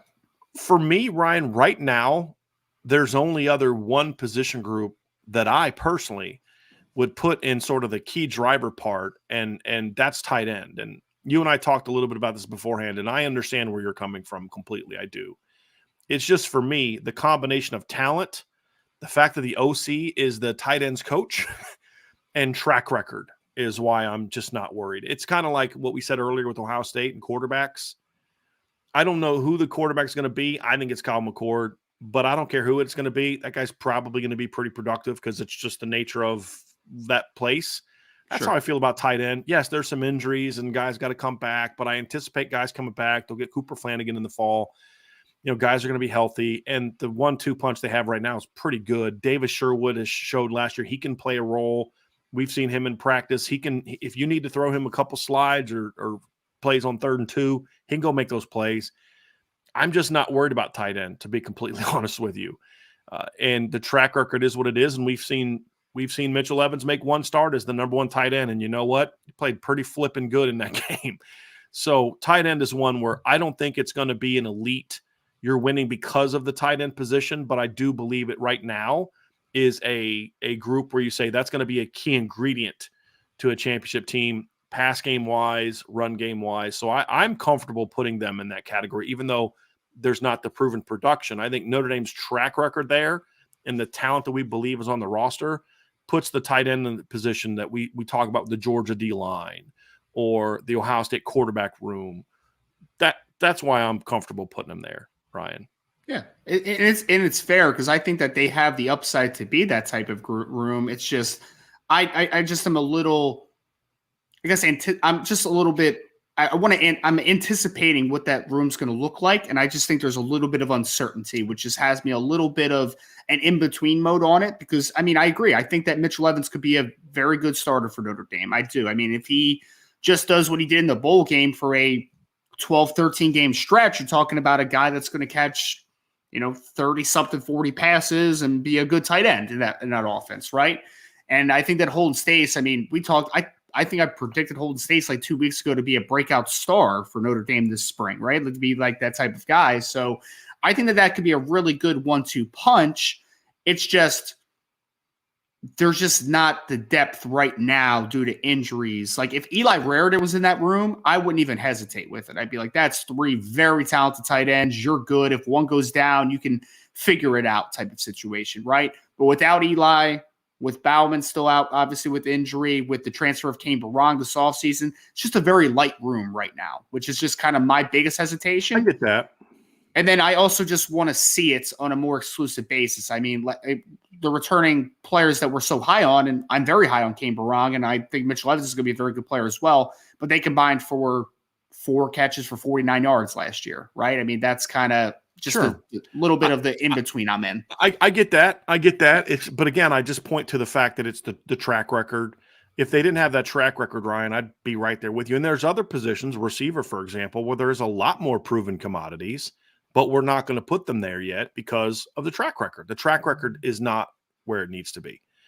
And so I think your points are all fair, very fair. It's just for me, it's one of those positions where it's kind of like, I'm not worried about that position. It's going to be fine. You know what I mean? Because I'm not worried about it being like a because you do have 3 scholarship players at tight end right now because Davis Sherwood's on scholarship. And so he was recruited to be a guy that would eventually get a scholarship. It's kind of like Luke Talich kind of guy coming in. So you have 3 guys on scholarship who have all played last year. Now you get Cooper Flanagan showing up. Eli eventually will get back to good health. It's just not a position group that I'm concerned about at this point in time. So that's where that group is to me. Now here's where it gets right. I don't have any other position groups on the team right now as of April 4th in that category of championship driver or key part to a champion. Where they are is right now to me is sort of they're not there yet to varying degrees. And so we're going to go position by position and talk about why we don't have these position groups in sort of that championship caliber or key driver to a championship category, but also discuss, do we think they're capable of it? Because that's the key, Ryan. Like last year, there were parts of Georgia's team that you say, boy, I'm just not sure if that unit is going to be there. Ohio State had that. Linebacker going into last year was not a key ingredient to this team making a jump. But you know what? Linebacker ended up being pretty good last year for Ohio State. So there's always that somebody's going to emerge and step up if you're going to take that next step. And the thing that hurt Ohio State is some other positions didn't step up enough and take that jump. Secondary being one, especially the corners, didn't make that kind of jump. And so to me, that's kind of where Notre Dame is which of these groups can get there and what's the margin for error for them getting there? Because that's an important piece of this too, is if you're not in that category and you need everything to go right for that position to get there, it's not going to get there. Because nothing ever goes perfectly right for a football team. Well, rarely. I would say LSU 2019 kind of was as close that you've seen where just like everything hit that you needed to hit for that team to take off. But like last year, Georgia, there were positions on Georgia last year where you're like, you know what, that group just never quite got there, but it was good enough because how good other areas were. It wasn't a detriment. And right now, I think Notre Dame has a lot of areas that can kind of get to there. Let's start off on offense, Ryan, because there's only one offensive position left, which is ironic considering that Notre Dame's defense has been its driving force in recent seasons. But I just have a lot more question marks there right now than I did before because most of the people that were responsible for building the defense are not responsible for building the defense right now. And that's wide receiver for me. Now, right now, the wide receiver room to me is a combination of a lot of talent, but not a lot proven. And to me, it's hard for me to say that position group is there now. It's hard for me to, in good faith, argue that that's the case. Now, I could sit here and we'll talk about why we think it'll get there, but I could sit here, Ryan, and say, hey, listen, here's my spin. Bunch of former top recruits, highly ranked guys, top 100 recruits. They've shown potential. Lorenzo late in 2021, Dion late last year. Caleb Smith was an all ACC guy at Virginia Tech. Jane Tom. I mean, I could give you every kind of spin in the book to say, no, they're there yet, but they're not there yet. And that's the fact. There's nobody that I can say right now, if the game is on the line, there's no doubt in my mind that guy's going to go out and make a play in a playoff game. There's nobody that you can say is that guy right now, because we haven't seen him do it in any kind of circumstance like that. But what I will say, Ryan, is the reason that I'm optimistic about this group jumping into that next category and eventually in a couple years potentially being a driver is because the talent is there. Yes. It's a very deep room with a very diverse skill set, especially if you're going to start counting Chris Tyree as a potential wide receiver, because he brings such a unique skill set. So wide receivers, the position group that I say right now, they don't belong in those top two categories. They have a lot of show me with this group, but I'm very optimistic that they're going to be there. And part of it is, Ryan, the talent. The other part of it is, what are they facing every single day in practice? A group that we did say is a driver to a championship caliber team, which is the cornerback room. That combination right there, Ryan, has me very optimistic about the receiving core. But I just can't in good faith, if we're being honest in our analysis, say that right now they belong in one of those top two categories. They don't, because Georgia last year had guys like Ladd McConkey had proven themselves. They had some other guys that had kind of stepped up and had shown a little bit more than what that unit did, in my opinion. Well, and I think that for me, when I look at this wide receiver unit, the reason I am very optimistic about it is something that you hit on already a little bit, is that going into 2022 season, you're like, yeah, we got Lorenzo Styles, Deion Colzie, Tobias Merriweather is now in for the fall, Jaden Thomas. You're like, you think that a couple of those guys will hit, right? Like you had a feeling that a couple of those guys would hit. This season, add in a whole lot more depth is the biggest thing, right? Like Rico Flores, Jaden Greathouse, Braylon James. Even if guys don't hit as much as you would like, there's still a higher odd that you'll get enough playmakers on that wide receiver unit because you just have more numbers. You have more depth. You have more bodies to work with. So I'm more optimistic about it, the 2023 version compared to 2022, because you also did see nice growth late in the season with guys like Deion Colzie, with guys like Jaden Thomas, and even, Tobias Merriweather was hurt, but even you saw a glimpse of what he can do as a football player in his lone catch of the season. So there's a lot of upside to the position, but to your point, and I think it's a major point, is that you can't quite put them in that category yet, because the leading receiver for Notre Dame this year, that was on Notre Dame's football team in 2022, had 300-something yards receiving. That's the fact of the matter. If you want to count Caleb Smith, that had over 600 last year for Virginia Tech, we can do that. But there's a possibility that Caleb Smith isn't even a starter on the roster. So, not every single receiver, Ryan. That's a position where you don't always see the same production. Doesn't always translate. Yeah. Right. It doesn't always translate, and so It's again, we said that about the quarterback room, right? And we're going to say that about this room. It doesn't always translate. And sometimes the production may be better, but the overall play is not better.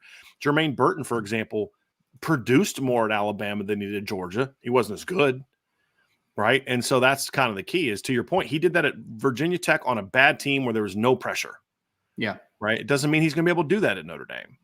That's like the Kevin Love thing when he was at Minnesota with the Timberwolves, right? Like everyone's like, oh man, that's a top 5 player in basketball. And then he goes to a good Cavs team where you're like, maybe he's just a good player that was on a really bad team. Like that's kind of the difference there. So talent is there, Ryan. And for people that love star rankings, do you know how many of the players that Notre Dame had right now that are in the receiving depth chart that were 3-star players currently on the roster? The answer is 1, and it's the guy that was an all-conference receiver in the ACC last year. Yeah. The rest of those guys were very highly ranked 4-star caliber players. So no matter how you spin it, Ryan, there's talent there. Sure. It has a lot to prove to me. Deion Colzie's got to prove to me that he can kind of turn the juice up a little bit, right? Tobias has got to prove to me he can be consistent. Lorenzo's got to prove to me that he can get out of his own way. If Lorenzo comes out and has 2 great games, but then has a bad 3rd game, I'm now worried if he's going to go in the tank again. He's got to prove to me that he's not going to do that. Jaden Thomas has to prove to me he can be more than just a steady complimentary guy. Those things are all there. There's a lot to prove. But if you're going to have a lot to prove, I want to have a group that, to me, at least has talent. Yes. And that's where you want to be. And that's going to be true for a lot of these positions, Ryan, that we're about to talk about. is there's talent. It's just there's a lot of question marks that need to be answered if we're going to have an honest conversation about where Notre Dame is, because we could take the max potential of all these groups, Ryan, and put all of them in the first two groups if we wanted to. We could totally homer it out the rest of the show. And wide receiver would be very high on that list. Absolutely. Because I could point to recruiting rank. I could use contradictory arguments to what I normally. I could point to, well, look at the recruiting rankings. Well, I don't believe in recruiting rankings. Once you get to college, you got to show yourself to be that guy. We could do a lot of spin to get there, but the fact of the matter is the production is not the proven production is not there. Here's something we've said all along. Potential does not win you games. Production does. Yes. Right? Execution does. The potential is there for this group to be outstanding. Now they have to go prove it. I'm excited about seeing this group.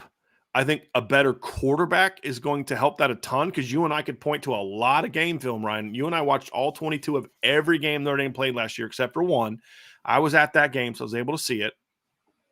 Now, South Carolina, the receivers were getting open the second half of last year consistently. The ball just didn't come to them. That's another reason why I'm optimistic, and another reason you could spin it into why they belong in the second category. If we were going to try to spin that, is, hey, look how many times they were open. But I'm not going to spin it that way, because I don't know if they would have caught the ball. I mean, you know what I mean? Like, there's so many things, there's so many what ifs, but that's the whole point, Ryan. There's still too many what ifs with this group. The more they can eliminate the word potential from the conversation about the receivers, the better I'll feel. Final piece. I feel a lot better about this group taking that next jump because of the position coach. Yes. I think Chancey Stuckey now has 2 years under his belt of taking a group that was okay and making it fundamentally better.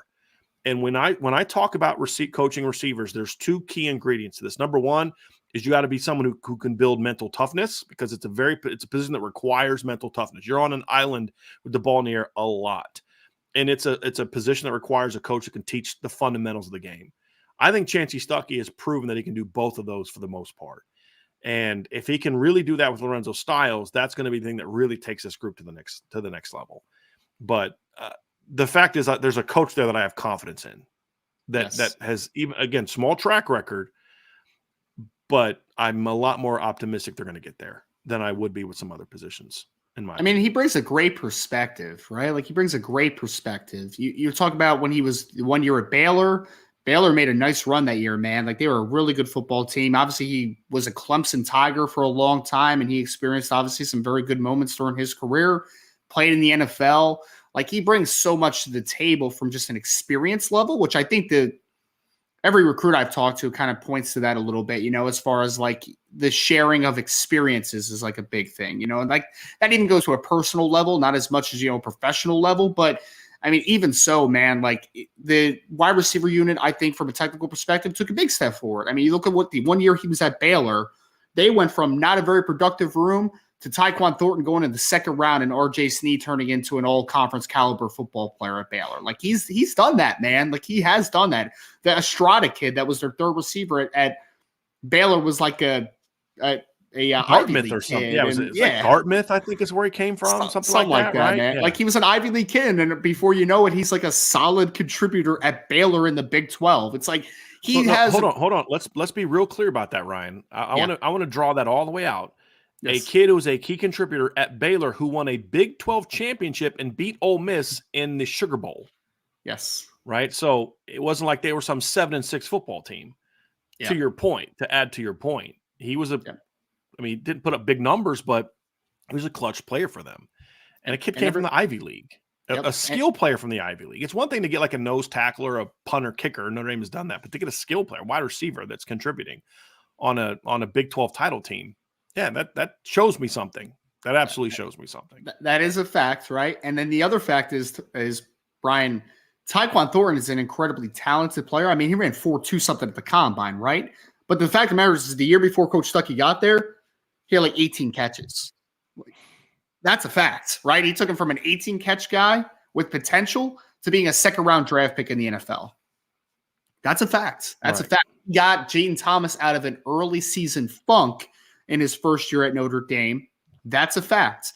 Lorenzo Stott, he got Deion Colsey to be a much more confident version of himself down the stretch of the season. That happens. Braden Right? Lindsey, Braden Lindsey. tremendous technical improvement as a fifth-year guy. We have seen. I mean, Braden Lindsey was as confident as we've ever seen him during that season. Like he had some swagger about him.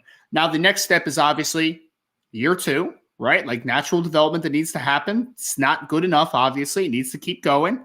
And I think Lorenzo Styles is going to be a great litmus test for just how good Coach Stuckey is as a motivator, man. If he can pull him out, then you're like, oh, yeah, we got something special here, man. He is an example of what I've always said, Ryan, which is this. If one or two guys at a position is having an issue, it's on the player. I've always said this. If a Lorenzo Styles battling mental blockages as a receiver, right? Whether it's focus or confidence or whatever you want to be, that was an issue that was unique to Lorenzo. Yes. And when a position is unique to a specific player, it's usually on the player. When I get critical of a coach is when it's a position-wide problem. That was an issue with the offensive line under Coach Quinn. That was an issue with Coach Alexander and the wide receivers. That was an issue with Brian Van Gorder. And that was an issue with the linebackers, for example, last year with Al Golden, which is why we've been so critical of Al Golden as a position coach in the way that he's running his defense. So those are aspects of it to me that I look at and I say, it's unique to him. Now, I think you're also right that if he can really get Lorenzo going, that adds so much to this room, because I do think it has a chance to be a really, really good unit. But they've got to prove a lot, Ryan. Sure. And I think for Lorenzo, too, it's very interesting because, the year that he just went through could have been very easy for Lorenzo Styles to be like, I'm out of here, man. Like, I'm out of here. Yeah. There has to be belief in Coach Stuckey that, like, this guy can get the best out of me. Like, I can get back on track. There has to be some type of belief in that. Will it happen? I have no idea. But I think it's positive signs that we're looking at. And I can look at it and say that we are seeing some proof that there is at least belief in that room, man. That room came back and is intact and everyone stayed and they look like they're ready to go outside of obviously Braden Lindsey, graduating and Joe Wilkins moving on. Like they've maintained the cohesiveness this offseason. So I think there's some belief in Coach Stuckey, which has me fired up. But to your point, got to see it on the field, man. Need to see a couple guys break out. I think they can, but it's until it happens, it is unproven. Let's move over to the other side of the ball, Ryan. Yep. I think I'm being a little bit unfair with having the defensive line here, but I just feel comfortable having them here for two reasons. Number one is the guy that developed the consistently good defensive lines in recent years is not there anymore. The guy that replaced him has a lot to prove. Now, I'm willing to give Coach Washington a pass as a coach last year, and I've said this. As a recruiter, not getting a pass. As a coach, I'm going to give him a pass because I think the success that Mike Elston had was a detriment to Al Washington last year. What I mean by that is I think there were several veterans that just refused to buy into what he was trying to do, which kept him from getting the whole unit to play where it needs to play. I'm willing to give him a pass on that. I think that's fair to say that, right? Mm-hmm. But part one is, but he still needs to prove to me that he can coach that kind of unit. He didn't do that at Ohio State or Michigan. He didn't coach units that were great. Matter of fact, Ohio State's linebacker position was a lot worse in 2021 with him coaching it than they were in 22 when he wasn't coaching it. That could just be a coincidence, but it's something he has a lot to prove to me. My point is I'm not holding last year against him. Sure. I'm giving him a clean slate when it comes to coaching the defensive line this year. But like we just talked about receiver, I need to see it.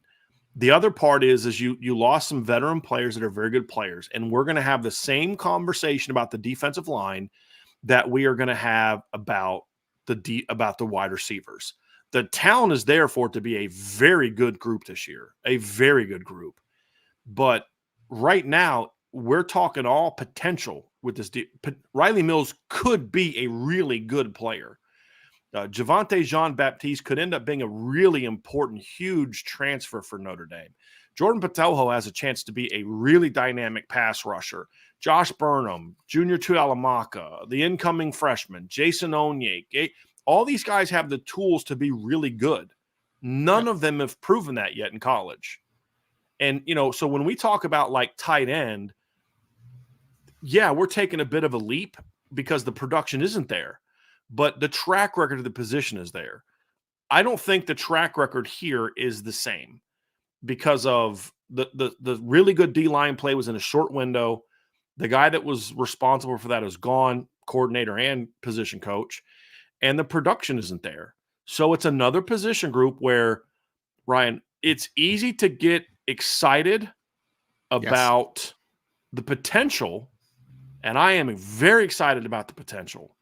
But if we're being honest and sitting down and saying we're trying to look at it as analytical as we can to give honest assessments to everybody, it's a show me position. I'm excited about it, but I can't put it in one of the top two categories until I see that Jordan Botelho can do what he did against South Carolina consistently. Until I can see that Riley Mills can go from a guy that flashes for 4 or 5 games a year to a consistent, like if I could take Riley Mills' best 3-4 games last year and put those and project those out to an entire season, he's really good. But he hasn't done that yet. Right. He's got to show me he can do that. If I can say, well, if you take Javonte Jean-Baptiste's pass rush production the last 2 years and project that out to 350 snaps, it would equal X. But the reality is he hasn't done that. Right. He hasn't played that.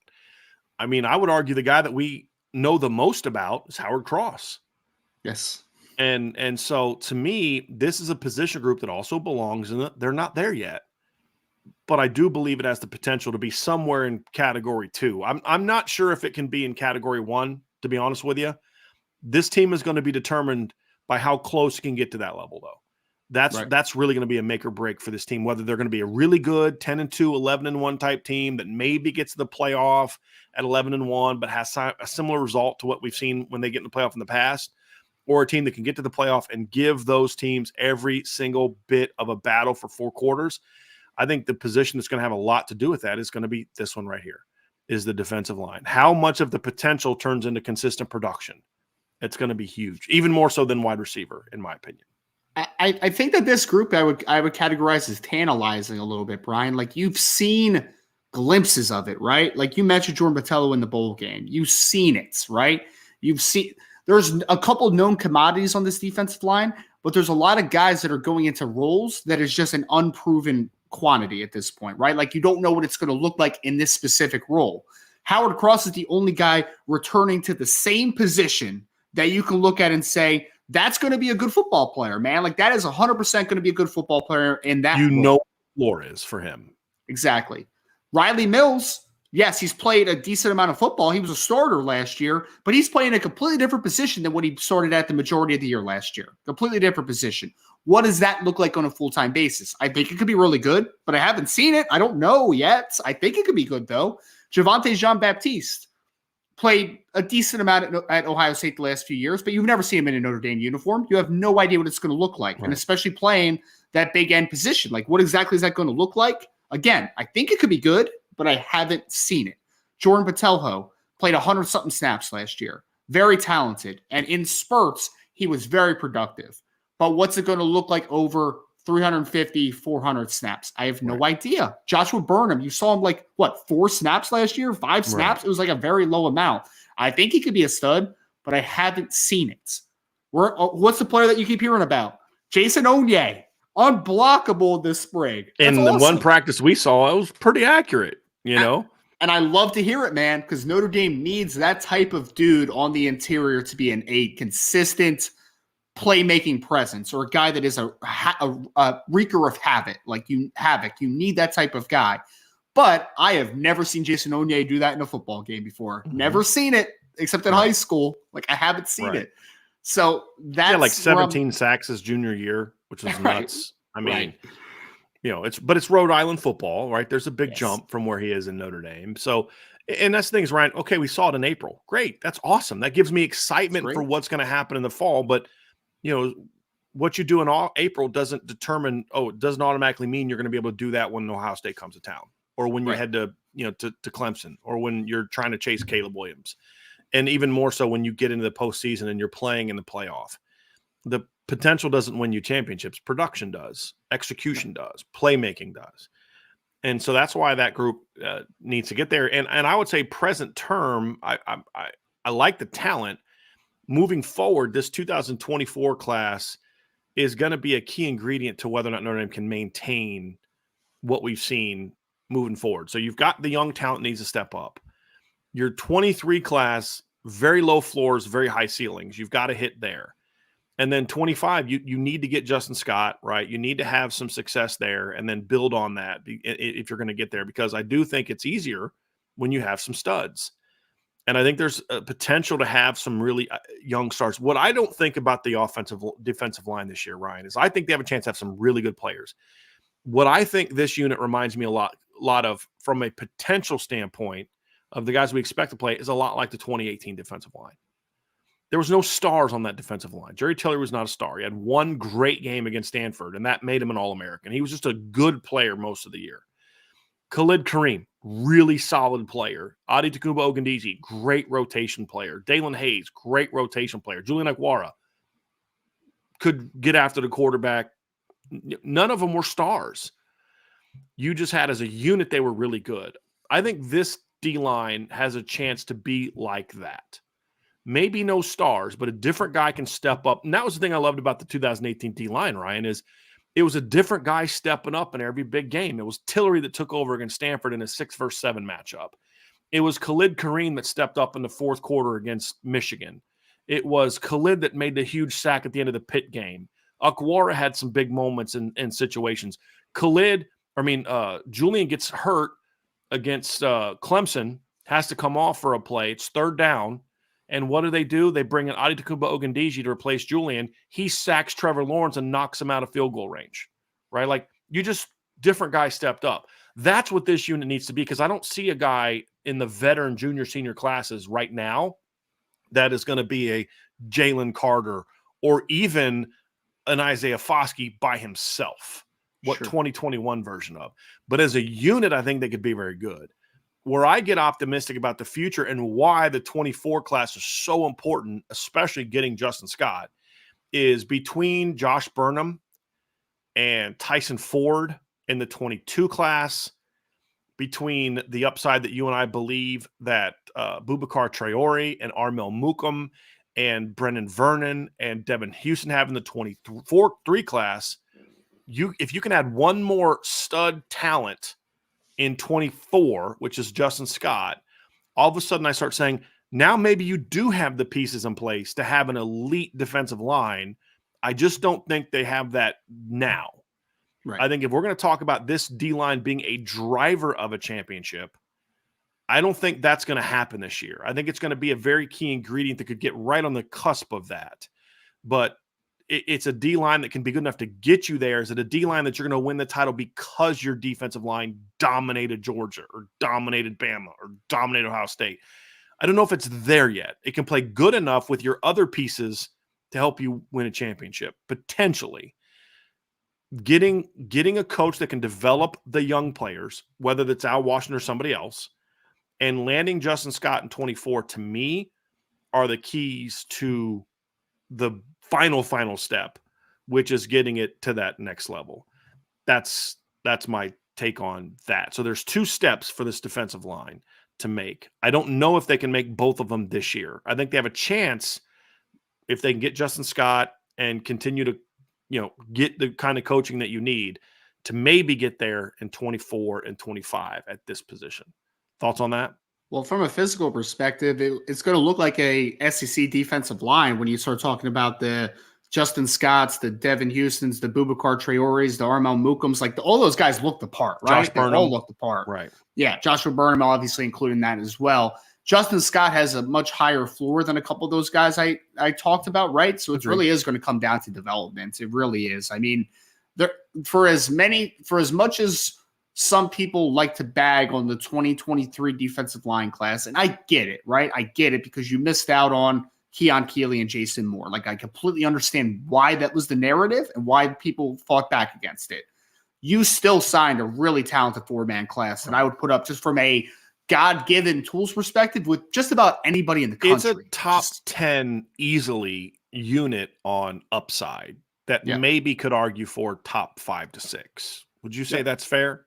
I think it's very fair. Upside-wise. The problem, however, go ahead, Ryan. Go ahead. Oh, no, I was going to say that the crazy part is that your shortest guy is 6'4" plus. You have length everywhere, explosiveness, but it's just one of those situations where, as a coach, you need to bet on yourself to get the most out of those guys. Like, Because the they're not floors finished are really products. low. Yeah, Exactly. with all of them except maybe Devin Houston, the floors are lower. It just Yep. is for different reasons. Whereas the difference between D-line and receiver to me, Ryan, is the receiving core has a chance to be that driver of a championship now.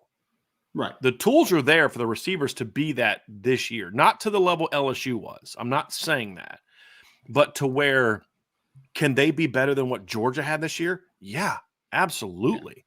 Does Notre Dame have a Devontae Smith on their receiving core this year? No, of course not.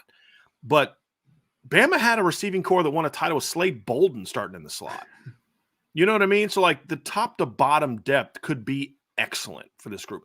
It's not as good 1-2 as Marvin Harrison and Mecca Egbuka. It's not the Ohio State group. But when you combine it with an elite running back room, a big-time quarterback room, an elite O-line room, this unit could be really, really good. The ceiling of a we can carry team look, because receivers, Ryan, to me, it's easier to jump from nothing to something at receiver than it is the defensive line. We see it all the time, right? We see guys that go from hardly playing at all to big-time playmakers. We've seen it at Notre Dame several times. D-line, usually it's a progression. Well, Foskey went from redshirting, playing some special teams as part of the 4 redshirt rule, to 4.5 sacks, to then he breaks out, right? And so that's why I want to pump the brakes a little bit on some of the hype about Josh Patelho, because maybe it's not this year maybe this year he shows flashes, but then it's next year he becomes that dude, maybe.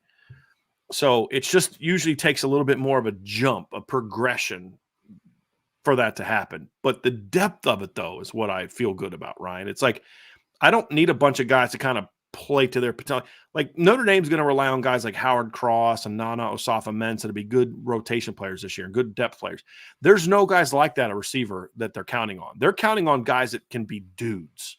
Yeah. That's the difference for me, and why I still say the D-line can be really good, and it has a chance to be a part of an elite defense, but I don't think it has the same upside as like the running back room, the receiver room, the O-line room. I don't see that just yet. Right. There's just a lot of question marks in that room, man. And that's one of those spots where we keep talking about it. Like, you need to add, from a recruiting perspective, you need to keep adding impact defensive line talents. You need to. I mean, you have to, because there's too much variance between some players, right? It's like even Jordan Patel, who I think is going to have a really good season for Notre Dame. It's like he could break out, or he could be too inconsistent for you to play on a full-time basis. Like, there's a lot of variance between some of these players, which is why you need to keep building. You need to find more high-impact talent that also has high floors. Like, you need to find those types of kids. I will say this. If this defensive line, we've been very hard on Al Washington here, and we'll continue to do so until he does a better job. But I will say this. Recruiting is a big concern for me with Al Washington, and it just going to remain that way until he makes some changes. But as a coach, he has a great opportunity this year to prove himself as a coach, because the talent in the room is such that they should be pretty good. Yeah. But if he can get them beyond pretty good, then I think you have to give him a ton of credit for that, because there are a lot of guys that need to be coached. That's also one of my concerns, because he is a question mark for me as a coach. But if this group is really good, you're not going to be able to spin it and say, well, I don't give him a lot of credit because look how talented that room is. Well, of course you had a top 5 D line. Look at how good. I mean, a bunch of first round pick. No, you can't say that. Right. And so he's got a chance to prove himself and really silence some of the critics like me by putting this group and getting a lot of production. And I hope he does. I always hope that there's only been one coach that I've ever kind of rooted against at Notre Dame, and that's Brian McGorder, because he was not a good person. I wish Del Alexander would have proved me wrong. I wish Jeff Quinn would have proved me wrong. Oh, there's a second one. I didn't care much for Terry Joseph either. But all the other coaches I've been critical of, I hope Al Golden makes me look like a fool this year for doubting his defensive ability. That would be great. And so I hope Al Washington is one of those guys that just say, okay, yeah, I'm a lot more comfortable with him now than I was a year ago. And that's where I'm at with him. The last two, Ryan, we're going to talk about linebacker and safety as we wrap this up. And they're different. Linebacker, to me, is a group that is second to last when it comes to my confidence level in a position group, as far as where it is. but it should be so much better. It should be so much better. And I've seen people say, well, they just need a couple more linebacker. No, they don't. There's the talent on the roster right now for this to be a top 15 national position group, which gets you into that second category flat out right now. And that's the frustrating thing is there's no excuse to keep playing Maris Lewis out if he plays like he did last year, anything close to it. There's none. There's no excuse for that. There's no excuse to continue to put Jack Kaiser in some of the positions you put him in last year where he just wasn't built to succeed there because you have other players like Jalen Sneed and Jaden Alsbury who can, and your nickels, Thomas Harper and Clarence Lewis, who can play in those matchups. That's a coaching issue. Right? When you talk about, you've got your veterans who are, I think, more athletic than people give them credit for, especially JD and Marist. Jack Kaiser in certain roles is really productive. We saw this in the scrimmage on Saturday because they were using him inside in sort of a blitzing role because it was a blitz day. And he was consistently because he's a pretty good blitzer, right? I would argue he was their best blitzing linebacker last year from an effectiveness standpoint. I thought he was. And so, but you got to use them correctly. But then after that, Nolan Ziegler, you don't have a lot of teams that have 6'3", 230-pound linebackers that run like Nolan Ziegler does. You just don't. Not many teams have guys that are as twitchy and explosive athletically as Jalen Sneed. You just don't. And you don't have many teams that brought in a freshman class like the one Notre Dame did with primarily Drake Bowen and Jaden Alsbury. There's no excuse for this position group not to be a top 15 unit this year. It's all going to come down to coaching and consistency. And so right now they're at the bottom of my list based on what we've seen and some of my question marks without Golden. But it's really not a complex fix, right? It's not one of those things where like, man, you just need all these, you just need to start letting these kids play to their ability. It's really that simple. Yep. And that's why I think this group could surprise some people this year, but also why I'm just not as confident that they will as I am with like the wide receivers, for example. I also I don't know if I trust the coaching staff to play the more talented players is like my biggest hang up. It's like I can get excited all I want about Nolan Ziegler being 6'3", 230 and athletic. I can get all excited about Jalen Sneed being pound for pound one of the most athletic players on the football field for Notre Dame. I can get excited about Jaden Alsbury just balling out, it seems, in his first spring. Drake Bowen looking like one of the best athletes at linebacker as an inside linebacker position, but I ultimately just don't know how much burn they're going to get, man. Like, I just really don't know. I mean, if you told me Nolan Ziegler started some football games for Notre Dame this year, I would be able to believe you because I'd be like, he's a talented kid. That makes sense. But if you told me Nolan Ziegler barely played this year, just an exclusive backup role, I'd be like, I also believe you because what evidence do I have that he is going to get a fair shot at playing? Like, I don't have that evidence, and it's Jalen Sneed needs to play. Yes. Drake Bowen, I think Drake Bowen needs to play in some capacity. I'm not saying start at There's but like no he needs to reason play. to redshirt Drake Bowen this year. None. Yeah. None. Drake Bowen is, and same with Jaden Alsbury. They are not 5-year players. Jaden Alsbury maybe physically, maybe. You say, hey, look, we need to build him up and get him, and I would somewhat buy that. But honestly, the odds of Jaden Alsbury being a 5-year player are not great. They're not. Drake Bowen's not a 5-year player. Even if that just means you're starting them on special teams game one and saying, we're going to get those kids ready to go because I want them running down on kickoff by the time the team from Columbus shows up. Man. You know what I mean? I'm having visions of Nolan Ziegler, Drake Bowen, and Jaden Alsbury running down on kickoff. Man. Oh, yes. Oh, jeez. With Maris, because Maris is pretty good on special teams. Yeah. Like, he's a very good special teams player. Jack Kaiser's a pretty darn good special teams player. I mean, you have a chance to have some linebackers that can flat. I had a buddy of mine who's coached against Notre Dame in the past, and he said this. He was talking about the 2018 team, and I was like, why are their coverage units so good? And he's like, because they have a bunch of 30-pound kids who run 4.5s running at you. It's like most teams don't have that. And that's where the linebacking core is again now, in my opinion. Because back then he was talking about like Oz. I mean, you had Tavon Coney, who was on special, but you had like Drew Tranquil as a 4.5 guy. He was talking about like Bo Bauer as a freshman because Bo played a lot of special teams that year. Bo Bauer only played a 5th year because of COVID. Bo Bauer never redshirted. He played, and that's exactly to me how Drake Bowen should be. You had Shane Simon played some games that year. He redshirted, but he still played the 4 games. You had Asmar Bilal, who could absolutely fly. He was another 4.5 guy. So, I mean, you've got that now. You've got these linebackers can flat out run. And so put them on special teams. and give those guys a chance to grow.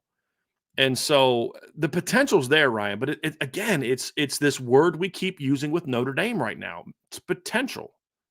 The potential's there.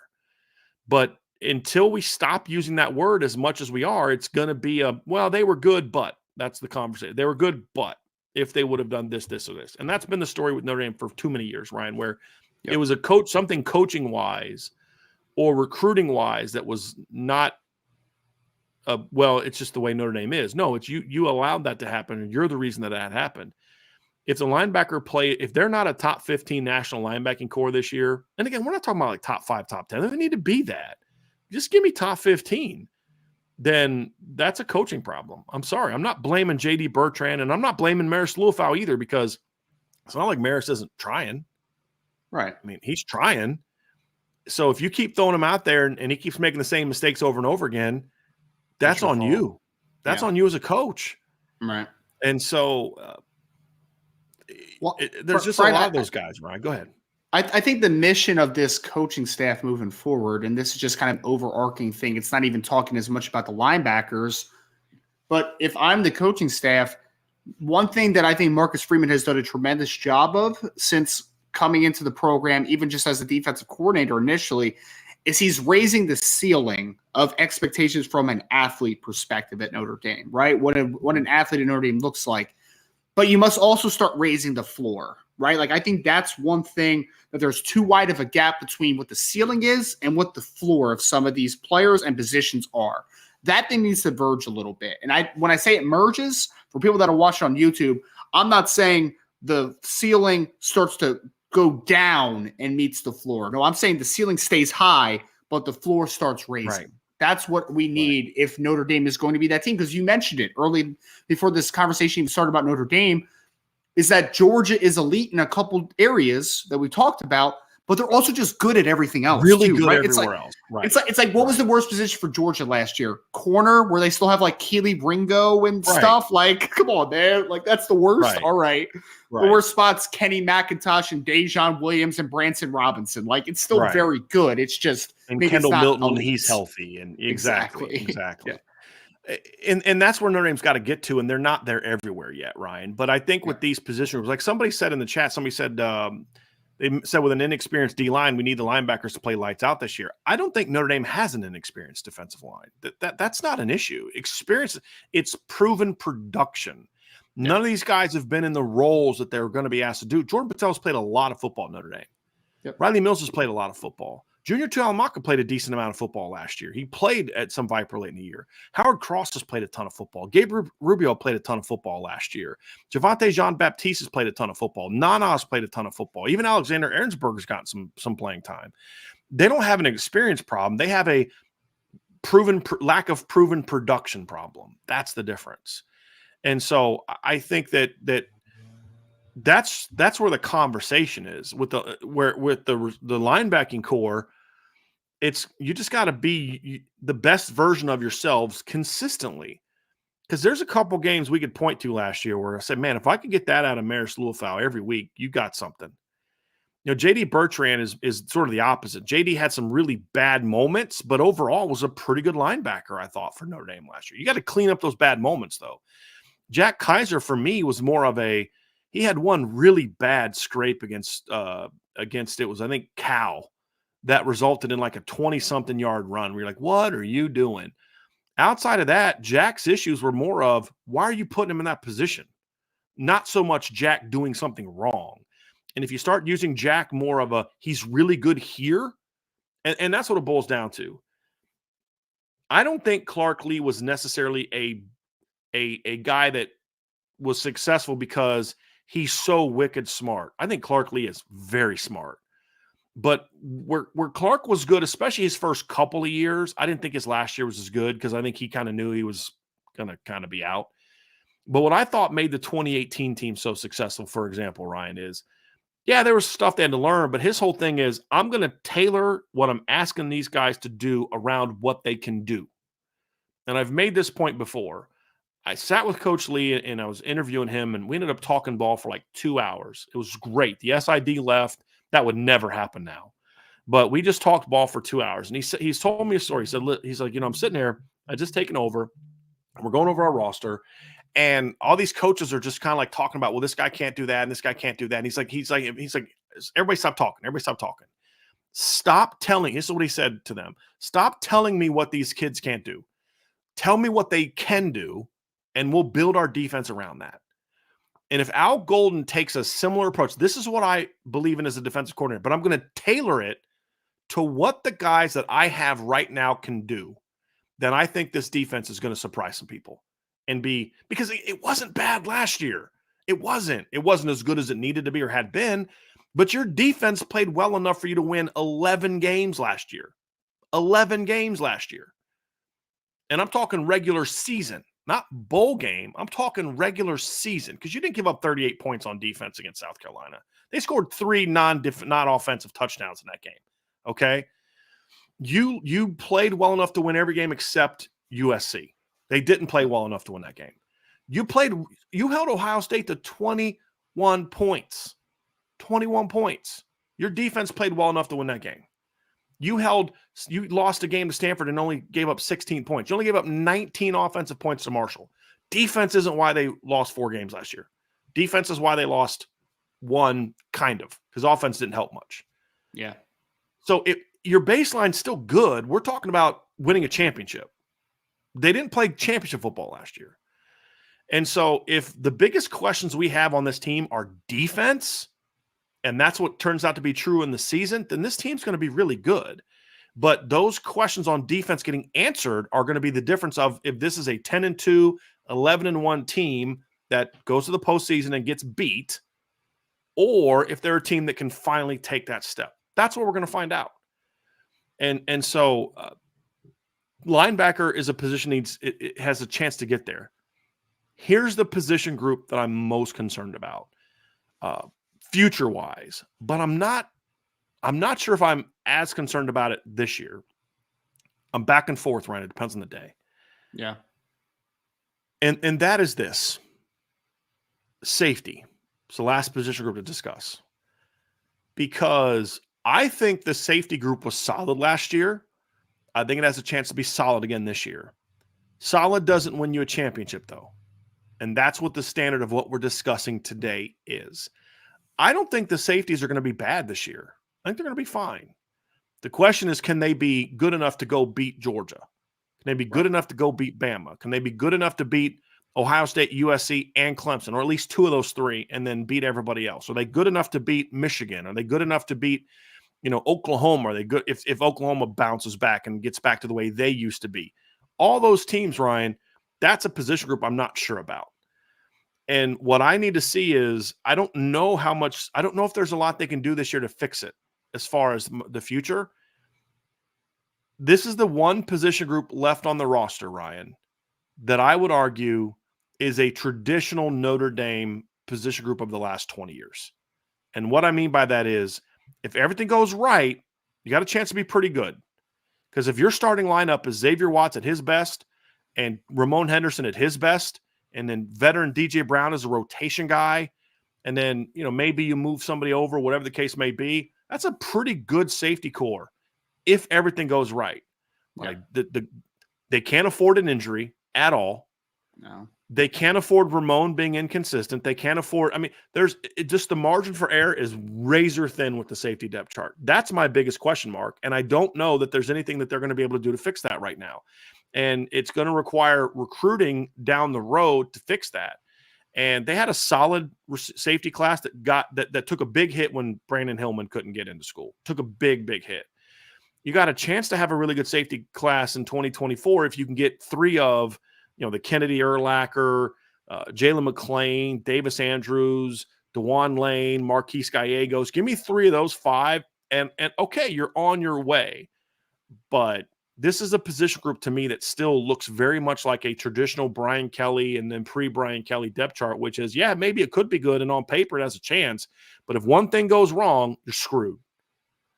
And you're going to have to move somebody there. And that's just been the story of this position group for a while. I mean, think about it. If it wasn't for position switches, what would the safety depth chart look like right now? Yeah. It'd be terrible. And so that's where my concern comes at that position, Ryan. This is the one that I feel least confident in rising really high into the second category. Can they get to the second category? Absolutely. If everything goes according to plan, the safety depth chart this year will be good. It'll be in that second category. But you never want to be in a situation where you have to say if everything goes according to plan, because you know what happens in college football? That almost never happens. It almost never happens that way. You'll get the magical season like LSU had in 2019, but Alabama had to overcome adversity in 2020. Georgia had to overcome adversity in 2021. They had some injuries they had to overcome in 2022. There's a lot of different. They had to overcome some games. They were down and had to come back, and you see that all the time. Clemson had to overcome adversity in 2018. Alabama had to overcome adversity in 2017. I mean, just go on and on and on and on. Things just don't go according to plan all the time. And so, and that's not a knock on LSU because that's a special team. It's not like they caught a break. I mean, you could have lost one of your receivers and still been really freaking good. It's just the point that was just one of those freaky years where they didn't have to suffer a ton of injuries and a lot of those things. Everything just kind of went according to plan. That's the anomaly. And that's the concern I have for safety, Ryan. Well, and there's a couple ways that it could be rebuilt as far as adding impact depth to it. I mean, I know Chris O'Leary talked about, I think in his press conference today about, looking at safety in the transfer portal after the spring, right? Like, I mean, could you find someone there that could impact your team in 2023? When a coach is having to openly talk about that in the middle of spring ball, that's a problem. Normally you want to say, hey, look, we're not worried about that right now. I like the group that we have, and but that's a problem. Yeah, that's a problem. And he said something like he's already had conversations with his team with the safety room about it, right? So like, it's not a great situation, and which I still think is a mistake.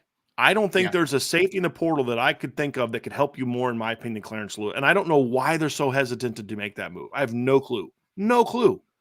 Yeah. I have none. It makes no sense to me. But they're just the utter refusal to try Clarence Lewis as safety blows my mind. Just give him a shot at it. If he can't tackle well enough or whatever, that's fine. Then you go to the portal. But to not explore that opportunity this year in spring ball makes no sense to me whatsoever. None.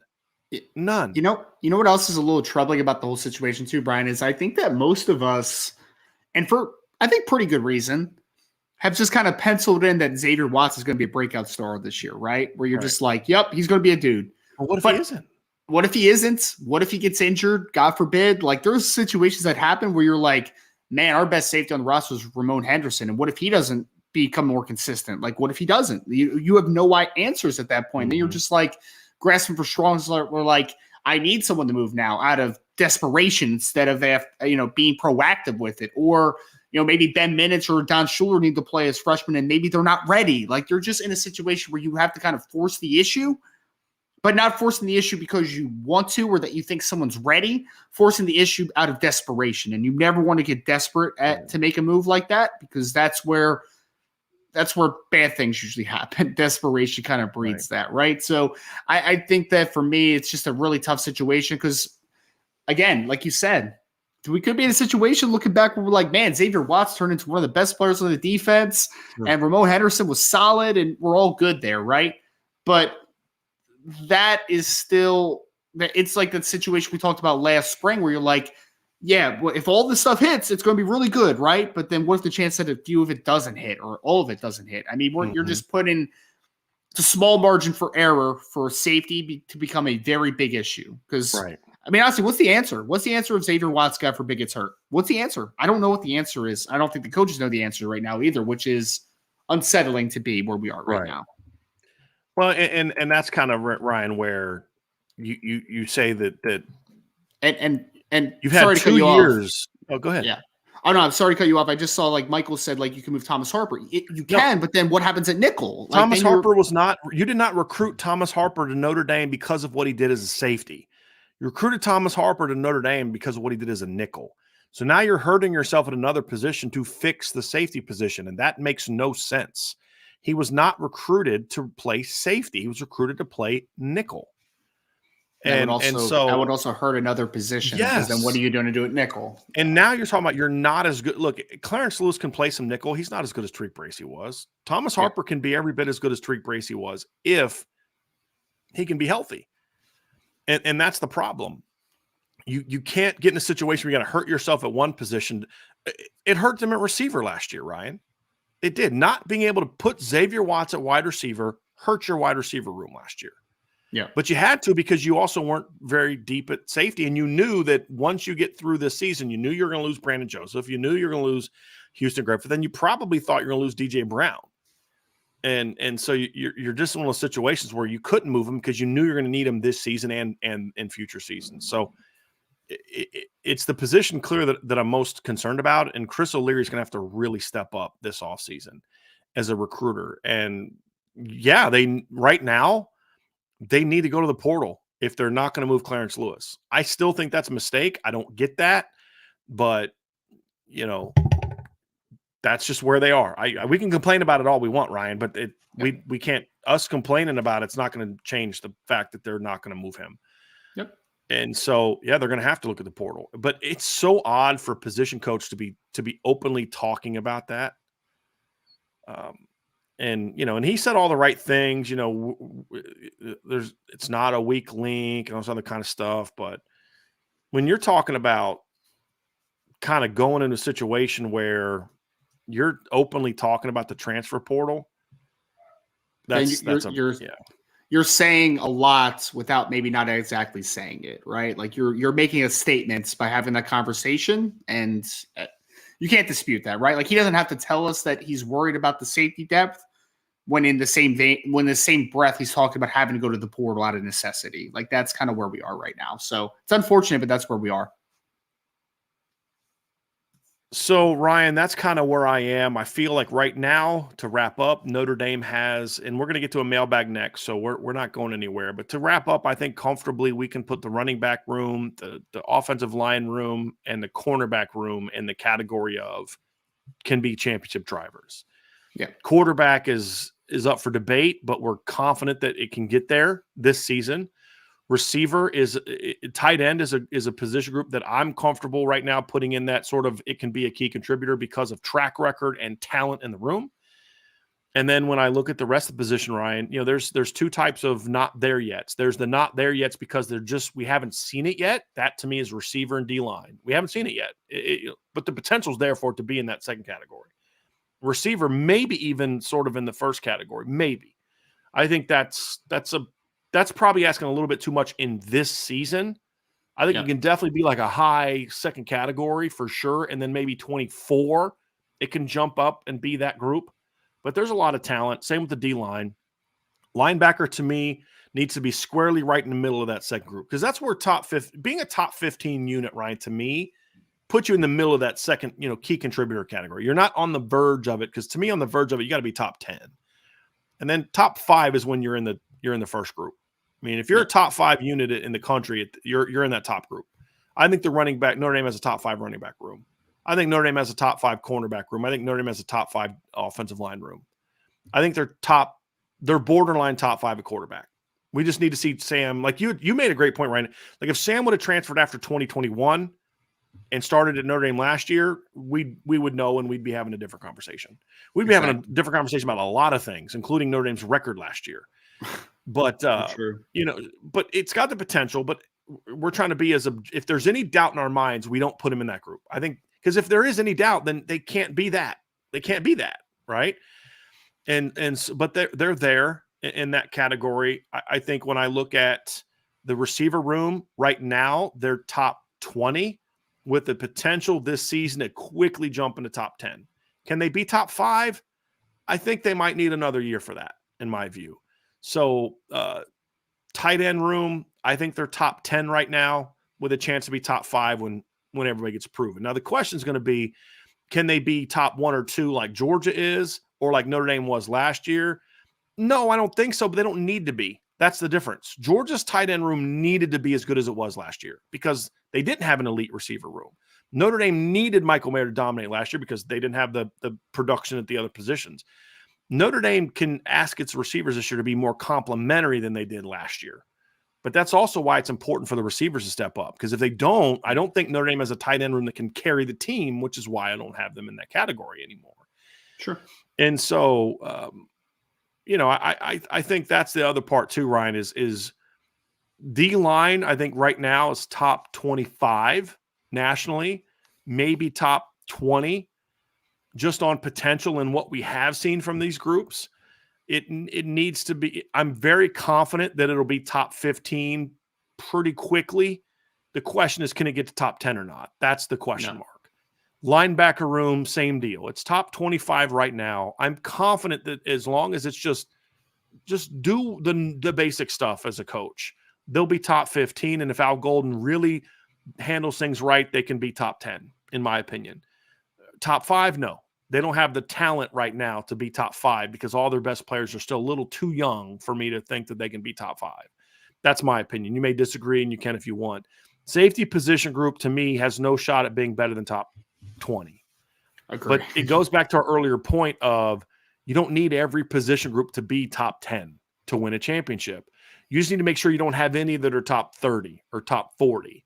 And that's kind of what hurt Notre Dame last year is there was a couple position groups that were borderline top 25, if that.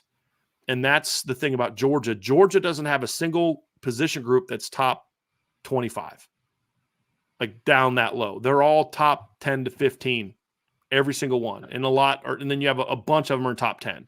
If you were to rank position groups last year, Ryan, I think the tight end room and the linebacker room are the defensive line room are the only two that I would say for sure for Georgia last year were top 5 nationally. The only ones, in my opinion. We could debate the offensive line. I think they're in the conversation. Yeah, but it's not a no-brainer. The reason that Georgia was so good is A, they were coached exceptionally well, but B is, and I think people need to understand this, is they were top 10 everywhere, in my opinion, last year, except maybe receiver. That's what I would say. Maybe running back. But they were so good at those other positions that I thought you make up for it. And that's the whole point is you don't necessarily have to be a loaded roster top to bottom.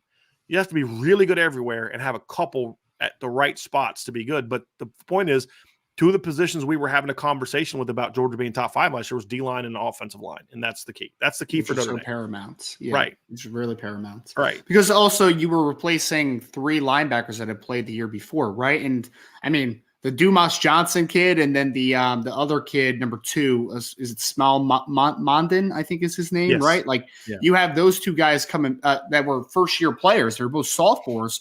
But hey, your defensive line was so good. It's like those kids can just run, man. You like could they live just with run their free mistakes. And play. You could live with their mistakes because they were both redshirt freshmen or sophomores, true sophomore players, true second-year players.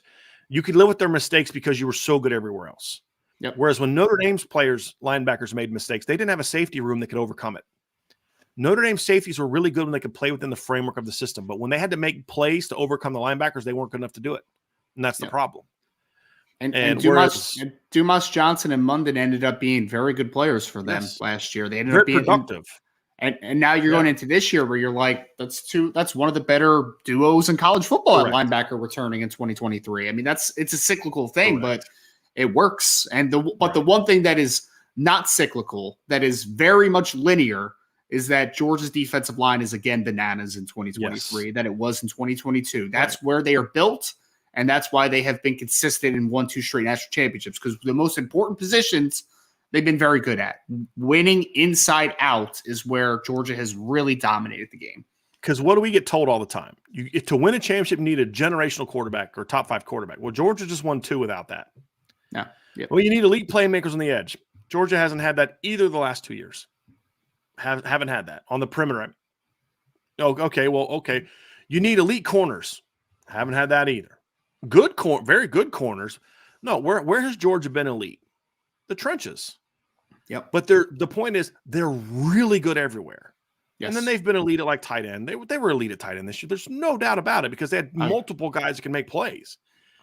And so that's the thing is they were really good everywhere. And Notre Dame is just not there yet. They have been elite at positions. And this is what I think a lot of Notre Dame fans misses. They have championship caliber units on this team right now. The question is there's too many position groups that we're just not sure yet. Yeah. And that's the thing about Georgia is, okay, what's their linebacker room going to be? Is it going to be top 5 or top 10? We don't know the answer to that. What's the O-line going to be this year, Ryan, without Broderick Jones, and they lost one other starter? Is it going to be top 5 or top 10? right? The only position group I think right now that Georgia has really question marks about whether they can be top 10 or not is quarterback. But they're in such a unique position because they're so good everywhere else that they don't need their quarterback to be top 10. True. I mean, Stetson Bennett was not a top 10 quarterback room in 2021. He was this year. I thought he was better this year. He was more clutch this year, I would say that. How about that? But 2021, he didn't even begin the season as a starter. Came off the bench. And he threw for less than 3,000 yards that year. Yeah. And so, you know, it's a different animal, man. So Notre Dame needs that at quarterback. The point is you have to have those other positions that are really strong. Notre Dame right now has too much of a gap between their best position groups and the ones at the bottom. Where Georgia's gap is like right here, right? Would you agree with that, Ryan? That's where Ohio State is. That's also partly why 2 years ago Ohio State lost 2 games in the regular season. Why? Because they had some groups up here, too many groups down here. So they lose to Oregon. They get blown out by Michigan, right? Last year, some of those groups down here kind of were up here or to here. So they were a lot better football team. They could beat Notre Dame late in the year. They could go out and take Georgia down to the wire and almost beat Georgia. The 2021 Ohio State team gets blown out by Georgia. Blown out by Georgia. This last year's team didn't because they improved those areas. And that's going to be the key for Notre Dame this year, Ryan, is can they get those other areas to be better? Because what Notre Dame does not have is they don't have the quarterback receiver talent to overcome those issues the way that Ohio State was able to the last 2 years, in my opinion. And that's where, to me, they can be soon, very soon they could be close to that. But that's why it's so important that the lines take the jumps, especially on the defensive line, the front seven, in my opinion. So I've talked a lot about this in Georgia, but I think it really aligns with this conversation is the difference between Notre Dame and Georgia right now is the depth that Georgia has. Yes. That is the difference, man. They can throw waves at you, man, and you're just like, shoot, man. Like, I don't know what to do with this right now. It's like Jalen Carter doesn't play. Oh, just Bear Alexander and Warren Brinson are playing in the football game. Like Nazir Stackhouse. Like, it's just one of those situations where it's the waves, man. It's the waves of so many good football players. That's the depth. And that's what we're talking about with the peaks and valleys between the really good positions and the ones that aren't as great. Georgia's are very much closer. Because why? Because they have accumulated a lot of depth. And they've developed well so that you can lose a Jalen. How many teams in college football, honestly, Brian, can lose Jalen Carter and be like, we didn't really take that big of a step back. Like, we were still good. We were still really good on the interior. Not many teams. Remember Clemson in 2018, Dexter Lawrence gets suspended right before the playoff, and he doesn't play in either game and did not miss a beat. Now, just throw Niles Pinckney, and I forget who the other kid they threw in there was, and it was just like, they're fine. They're good. And there's just not a lot of teams that can do that. Whereas if Notre Dame loses Michael Mayer last year, there's a pretty big drop off because of some of the other injuries. If even losing Tyler Buckner was really crushing for them in some instances. But we saw it in the Clemson Notre Dame game in 2018 is a perfect example. Clemson loses Dexter Lawrence, they don't miss a beat. Julian Love gets knocked out of that game, and Notre Dame is just a different team. It's a completely different team. And that's where you got to fix it. And at that position, I think that they have addressed it in a lot of ways, Ryan, at that position. At other positions, they have absolutely addressed that, but there's still safety and a couple other positions where you're like, boy, I'm just not quite sure yet. But I think they've certainly moved the needle, in my opinion. Agreed. They've certainly moved the needle. And we just have to find out if they can get there at some of those key spots. They're not there yet. But I'm a lot more optimistic that they're closer to those spots than we were. I mean, in 2019, 2020, the running back room was, we'll see, and 2020, you make a playoff, you're going into that year and you're like, okay, I don't know what Kyron Williams is going to do. And I have no clue if Chris Tyree is going to be ready to play as a freshman. And and now it worked out. Kyron broke out. Tyree had a really good freshman year. But if one of those guys gets hurt, you're screwed. You're just screwed. And so those are the things that you kind of get there, and you say you're having less of that right now at Notre Dame, except at safety. That's the one position where they're still very much in that, because here's the thing. If the safeties struggle, they could safety is an important position in that you don't need stars, but you can't stink there either. If there's some injuries or guys don't play well and the D-line and linebacker step up, it may not affect Notre Dame in the regular season as much, Ryan, but it'll kill them in the postseason when a team gets a month to prepare for them. Right. And that's the question mark. I mean, think back to the Ohio State-Michigan game last year, Brian. What was the worst position on the field for Ohio State's defense? It was the safeties, man. They blew multiple coverages in that game. Yeah. Like, it was bad. Like, they didn't need them to be great, but they were bad in that football TCU game. had a similar problem against Georgia. You're having a hard enough time playing Georgia. You can't be just blowing assignments and letting them score easy touchdowns.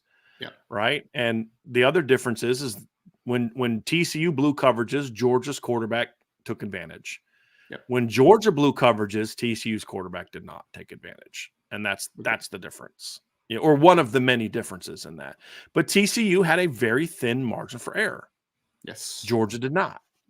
No. And that's where Notre Dame's got to get to. They're not there yet, but they're a lot closer. And here's the thing that people have to understand. Well, they're not in position to win a championship. Why? Well, because this, and this are not. What y'all need to understand is you don't have to be there all the time. You just need to be better on that one day that you play. That's the difference, in my opinion.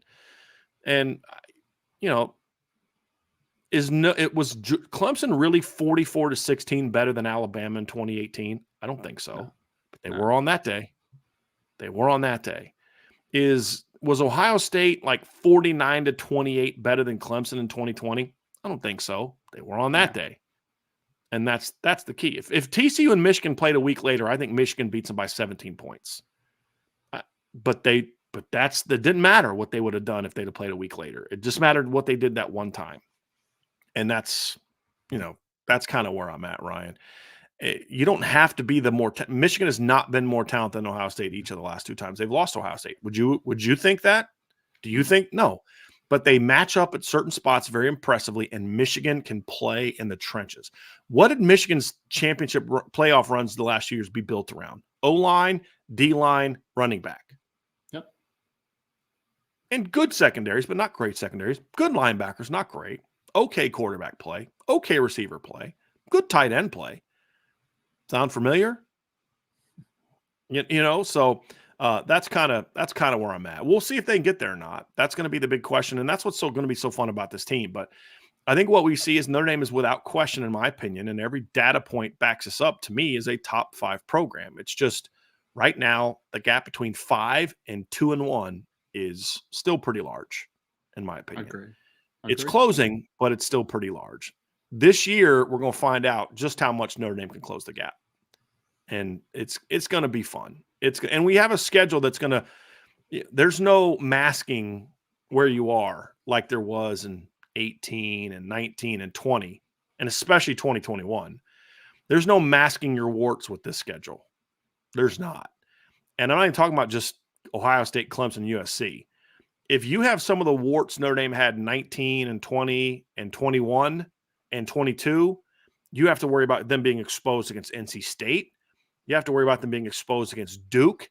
You have to be worried about them being exposed. Like, if your safety play stinks, I am not looking forward to playing Jeff Brom. Right? So there's plenty of teams like that if you don't answer these questions, you're just not worried about, can you be 11-1? You're like, can we be better than 8-4? Yeah. Right. But I'm confident. I'm a lot more confident they're going to meet those. And that's why my optimism about this. I'm confident that the talent at linebacker or defensive line is going to be better than maybe where they are right now, and it's going to be good. I think the receiving core is going to be good. Potentially really good. I'm very optimistic about this team, but we're at that point now, Ryan, where it's show me mode.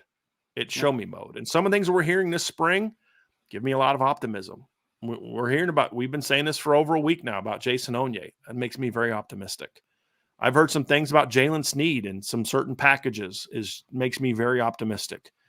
I'm hearing things about the kind of reps that guys like Nolan Ziegler and Jalen Sneed are getting in practice that makes me say, maybe Al Golden is doing what the changes that we need him to make. We're hearing things about how the receivers are performing in some practices. It makes us say, this is going to be fun. Now we just need to see him put it all together, and that's going to be the key. I agree. So that's going to do it for this portion of the show. We're going to have a mailbag next, folks. But hey, do us a favor. Hit that like button. Hit the subscribe button. Hit the notification bell. Share this podcast. If you have not done so, folks, I'm telling you, you're missing out. Sign up for boards at boards.irishbreakdown.com. Tons of intel. Some of the stuff that people are talking about now, you would have already known if you were on our message board. Ryan had a great recruiting intel piece this weekend from the recruiting visits. I had a team intel piece last week. I'm hoping to have another one come out this week. Just still waiting to hear back from a couple sources on that. So we'll try to have something on the defense coming up soon, but it will only be on the message boards at boards.irishbreakdown.com. Also, you can sign up for our newsletter, which is at the bottom. You can see the link to that as well. We'll send that out almost daily. We don't send it out every single day, but almost daily, where it has all of our free content that you'll find at irishbreakdown.com. You can also check out our merch store. If we got shirts like this, the IB Nation shirts. Ryan's got his IB shirt on right now. I think you have an IB hat on as well. You can find the mugs. We have a couple new items on there. I actually got this, Ryan. I think I'm gonna put this in the store. I bought this for myself. It's a mouse pad. I'm gonna put that in the store as well. It's a really good mouse pad. I like to buy things and see if they're quality first before I put them into the store. And I think I'm gonna put that on there too. So you can definitely find that. And that link is also below in the description bar. So you're gonna check that out as well. Let's move over to the mailbag, Mr. Roberts, and we have a lot of questions here, and we got one here to kick off from Tommy T-Guns, Crocs, and Glocks. It just kind of wraps up with all we talked about. His big question is how close is Notre Dame to winning a championship as a program? Tommy, I think they're pretty close, man. But I think that for me, it's about the sustainability of winning championships, right? Like Notre Dame stars could all align in 2023, and I do think it's possible, but will you be able to reload like a Georgia can, right? Like Alabama has in the past, and be able to consistently be in that conversation year in and year out? That's more what I'm concerned about right this second, right? And that's why we talk about recruiting so much, the acquisition of talent, the development of talent. That's why we talk about that so much. But I think they're pretty close, man. I do. I think that the inconsistencies that they've had in the past that you look at and say that was probably the difference between winning a championship and not winning a championship are being remedied a little bit. Like I feel a lot better about the quarterback position for one, right? Like I feel like they've gotten a lot more athletic on the perimeter, from the team on both sides of the football. So I think they're getting close, man. But for it to be sustainable is my biggest question. Because if Notre Dame wins a championship in 2023, fantastic, man. I will be partying as much as anybody in that situation. But we know when you're building a program, it's about sustainability, the year in and year out consistency. That's more my question mark. But I think 2023 has a chance to be very good, potentially. I think the other thing that people have to consider about 2023 is Notre Dame could go out and win a championship this year, Ryan, kind of on your point. Yep. And it still not be that they've completely closed the gap with those teams, because I think though this is it's a lot like 2017 and 2021, where there weren't a lot of great teams in those years. That 2017 Alabama team was without question, in my opinion, the worst Bama team to win a title. It's a great coaching job, but it just was a down year in college football, in my opinion. Clemson was not very good that year. That was, if you remember, Ryan, that was the year that they had Kelly Bryant at quarterback in 2017. Yep. I don't think they were a great team that year. That Ohio State team, in my opinion, in 2017 wasn't a great team. I mean, that's the team that got blown out at home by Oklahoma. They got blown out on the road by Iowa. That wasn't a great Ohio State team. Barely beat Wisconsin in the Big Ten title game. That wasn't a great team. Georgia was a pretty good team that year, and I actually thought Georgia had more talent than Alabama, but Bama just had kind of been there before, and they were able to kind of to win that game. And this is the kind of year it is. So you could win a championship and take a bigger step back in year two than what other teams would. A lot of guys go pro that wouldn't have gone pro because you peaked a little bit early, and then all of a sudden you're a 3-loss team next year because you lost too many guys or whatever the case may be. And like LSU was that way. They just had that one magical year. Now, I'm not saying Notre Dame has LSU's roster. That 19 season, there were some pretty good teams that they had to beat to get there. My point is, LSU wins a title, loses a bunch of dudes, and they're just not prepared as a program to sustain it the next season. They just, all the stars aligned, as you mentioned. So it's a unique year, in my opinion, because I don't think Bama's going to be as good as they've been. I don't think Georgia's going to be as good as they've been. I don't think Ohio State's going to be as good as they've been.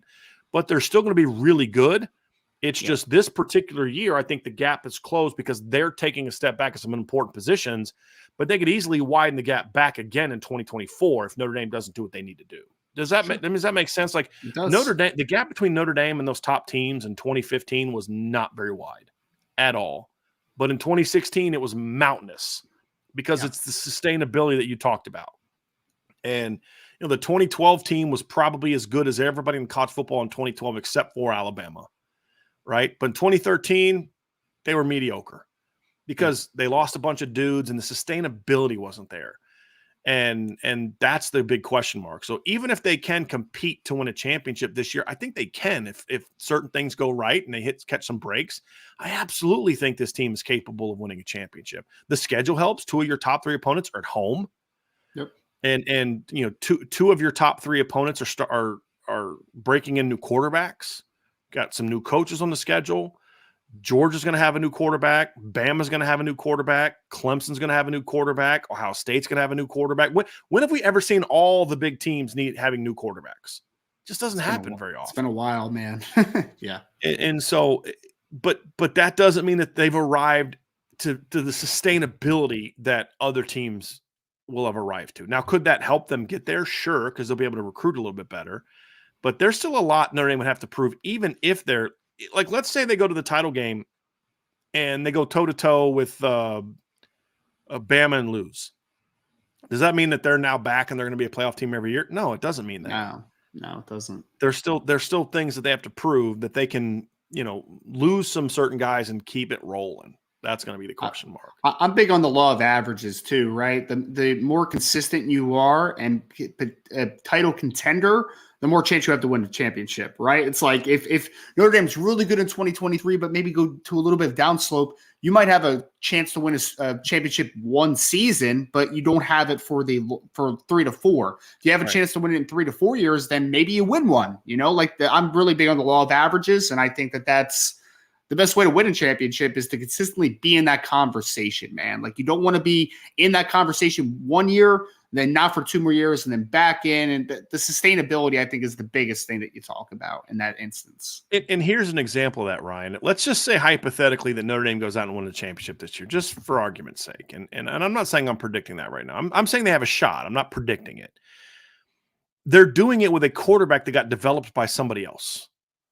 The can you develop a quarterback questions don't get answered if Sam Hartman wins you a title.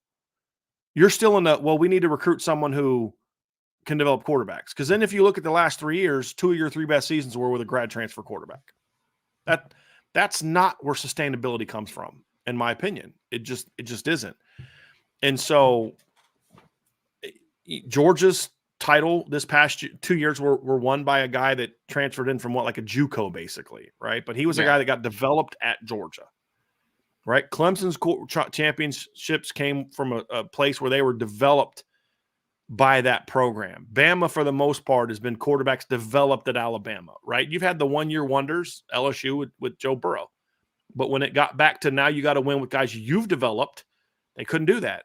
How did LSU bounce back this year? They went out and got a transfer quarterback. There's still questions about can Notre Dame develop a quarterback, and that's the key for Notre Dame to be sustainable is that right there. Can they develop their quarterback room? Yes, Ohio State had a transfer from Georgia. That's fine. But he wasn't really developed at Georgia. He played 1 year at Georgia.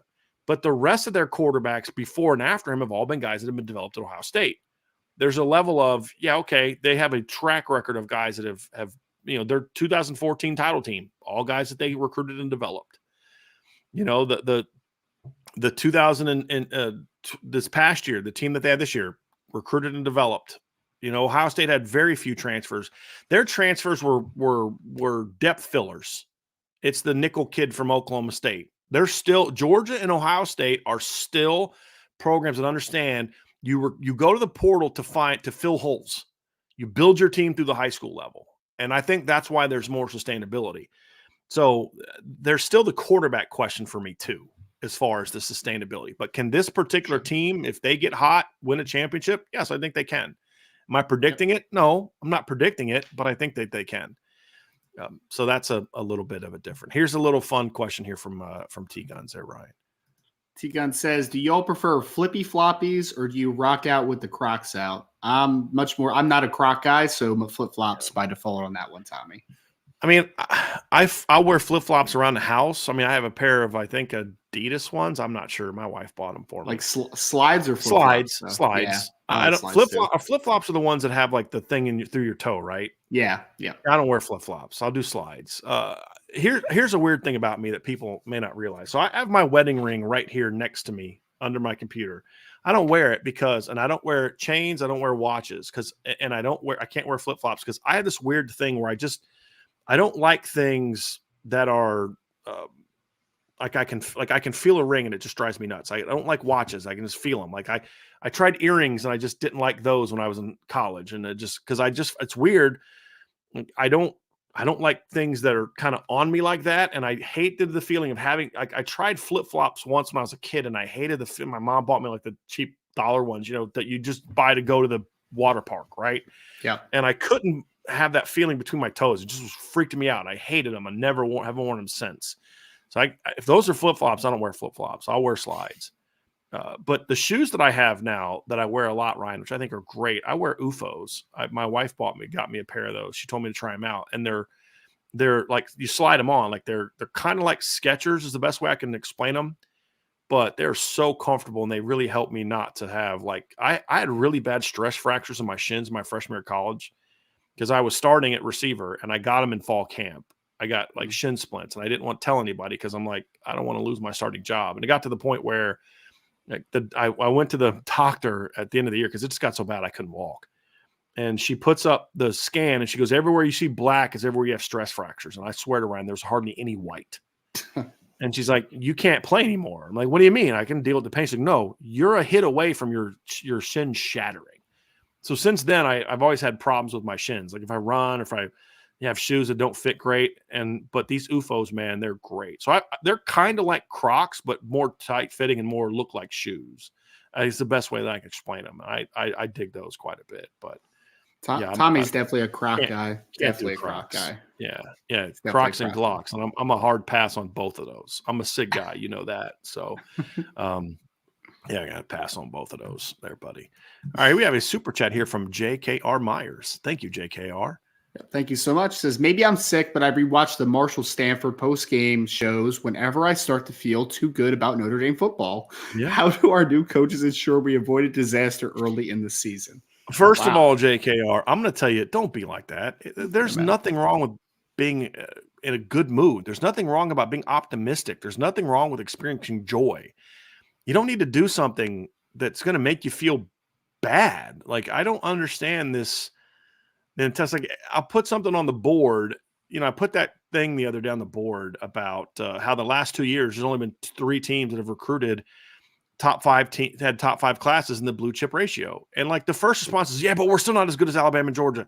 Nobody's saying they are. Can't you just enjoy this for 5 freaking minutes? Can't you just be happy for 5 minutes? So what I would say is don't watch those games. Don't do that to yourself. We all know that Notre Dame is not there yet, and we're going to enjoy the ride to them getting there. How do the new coaches ensure that they avoid disaster early in the season? It's about finding consistency. That's the big key. And one of the things that, I was on a panel recently with Pete Sampson and Pete Byrne, and Pete Sampson made a good point, and he talked about how, early in the season, and this is true. I've heard this as well, and Pete really put it in a good phrased it well in this panel that we had. And he said, like, look, early in the year, every week they'd have like a different motto for the game. And it was just kind of hard to kind of get around it. He goes, after the Stanford loss, there was like just one motto the rest of the year, and it was execute. Because what's the one thing we complained about every single game, even the games that they won, right? It was the inconsistency from an execution standpoint. And so I think that's a lesson learned for a first-year coach. You've got to have, and every coach, you've got to find that 1 or 2 themes that you just build your entire team around, and they never go away, and everything else is built on top of that. Yeah, I think that was a lesson learned, but it's just about you've got to find consistency. And you've got to find a way to push the buttons to where your team is locked in as much as you can every single day in practice and workouts and all those type of things. And sometimes, especially as a young coach, you're trying to find that rah-rah moment. And those are important. But Brian Kelly struggled to get his team emotionally ready for the big games, right? And that's because he couldn't motivate them to that next plateau. But the one thing that Brian Kelly was able to do is create a level of consistency to where they could just make sure they went out and beat everybody else, right? Well, Coach Freeman showed us that he can get his team mentally ready for that big moment. Now it's about understanding the need to have consistency from an emotional and mental standpoint to make sure that you're beating everybody else. And that's really what it comes down to. And it comes from messaging, Ryan. There's got to be a consistent message, a consistent standard of what you expect from your players every single day. And that takes some time to get to players to buy into that. And I think just the year two nature of being with Marcus Freeman is going to help with a lot of that. That's also partly why I'm excited about this team, because I don't see them losing the Marshall game this year. I don't see them losing the Stanford game this year. Now, can they win 2 of 3 of the bigger games instead of going 1 and 2 like last year? That remains to be seen. We're going to find that out. But I think that and we saw it late in the year. Ryan, if they'd have played Navy the way that they played Navy in the first 6 weeks of the season, they'd have lost. That flat out, they'd have lost. They'd have lost at Clemson. I mean Syracuse, if they'd have played the way they did the first 6 games of the year, because of that inconsistency week to week. What we found from them in the final 7 games where they were able to win games is there's still execution mistakes that were made that need to get cleaned up. But there was a greater level of consistency, of effort, of focus, of all those type of things that allowed that team to look a lot better. And that's why I'm optimistic that you're not going to have to worry about those games anymore. It's now about, can he win the big ones? That's still a question mark. And we're going to find out. We're definitely going to find out this season for sure, Ryan. There's no doubt about it. Well, I think buy-in is the big thing that you said that I agree with 100%. I mean, I just think that when you're playing those types of games, I think that there's just a lack of belief, when you get into those positions where you're down in the fourth quarter, you come back, you're now leading in the fourth quarter, and there's no belief that you're going to put the game away, right? Like, you don't believe that you're going to be put in the right position. But I think down the course of the season that you saw Notre Dame, I think the players bought in a lot more than what they had early in the season for the most part, right? Like, they had bought in. And I think that when you feel like that, when you feel like you're being put in the right position, you play looser, you play more confidently. And when all those things kind of coincide, I really think that that's when you don't have those blunders, because you believe in the preparation. You believe in what the coaches are asking of you. And when that all comes to alignments, then you don't lose those types of football games, because it's not a talent thing. It's an execution thing. And Pete's point was coming from, this is what the players had told him. They had told him that was an issue that they had. Some of the veterans had told him that was an issue that they had, as far as there just was a different message every week, and it was hard to really know. And after the Stanford loss, it just became a very consistent theme, and there was something they could rally around every week. And I think that was the point that he was making, is that's what the players were telling him. And it goes to the point where the buy-in. Yes. It's hard to buy in if I'm not sure what I'm supposed to buy into this week.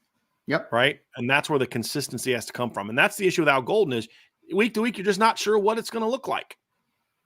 There needs to be that. We need to know every week we're at least going to do this every week. And I think that's something to help the offense down the stretch. I didn't like it, but you knew, hey, we got to be really good at running duo this week. If we're going to win, we got to be good at running duo this week. I mean, that's what it boiled down to. And I want it to be more than that, but you get the point. You get the point that I'm making on that. And so we'll see how much it develops, but I'm optimistic about it. And look, guys, Ryan said this, it's okay to be optimistic. You don't need to do something to bring yourself off of a cloud. So let's say they disappoint you in the fall.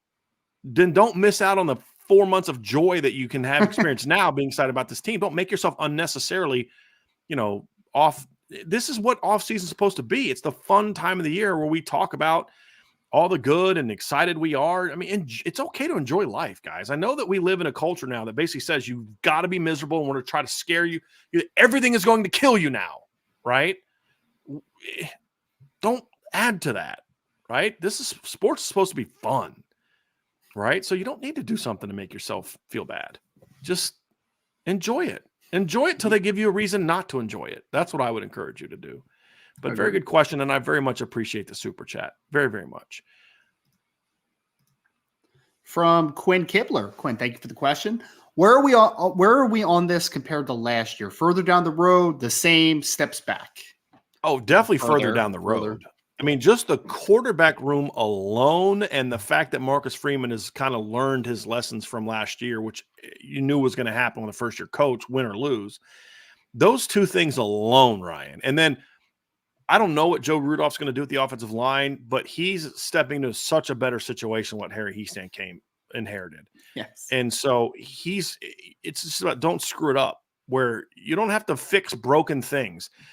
You don't have to fix a broken receiver room this year. You don't have to fix a broken O-line room this year. It's just, okay, you're good now. Just keep going. Yep. And that in the quarterback room, to me, Ryan, is just why it's light years ahead of where they were a year ago.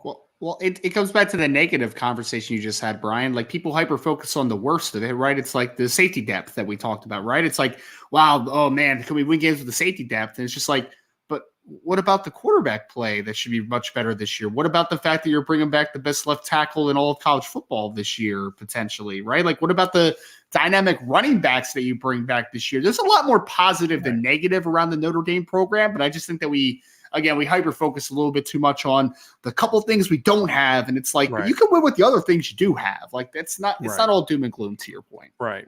We got another one here. We got a two-parter from Rob Osgood.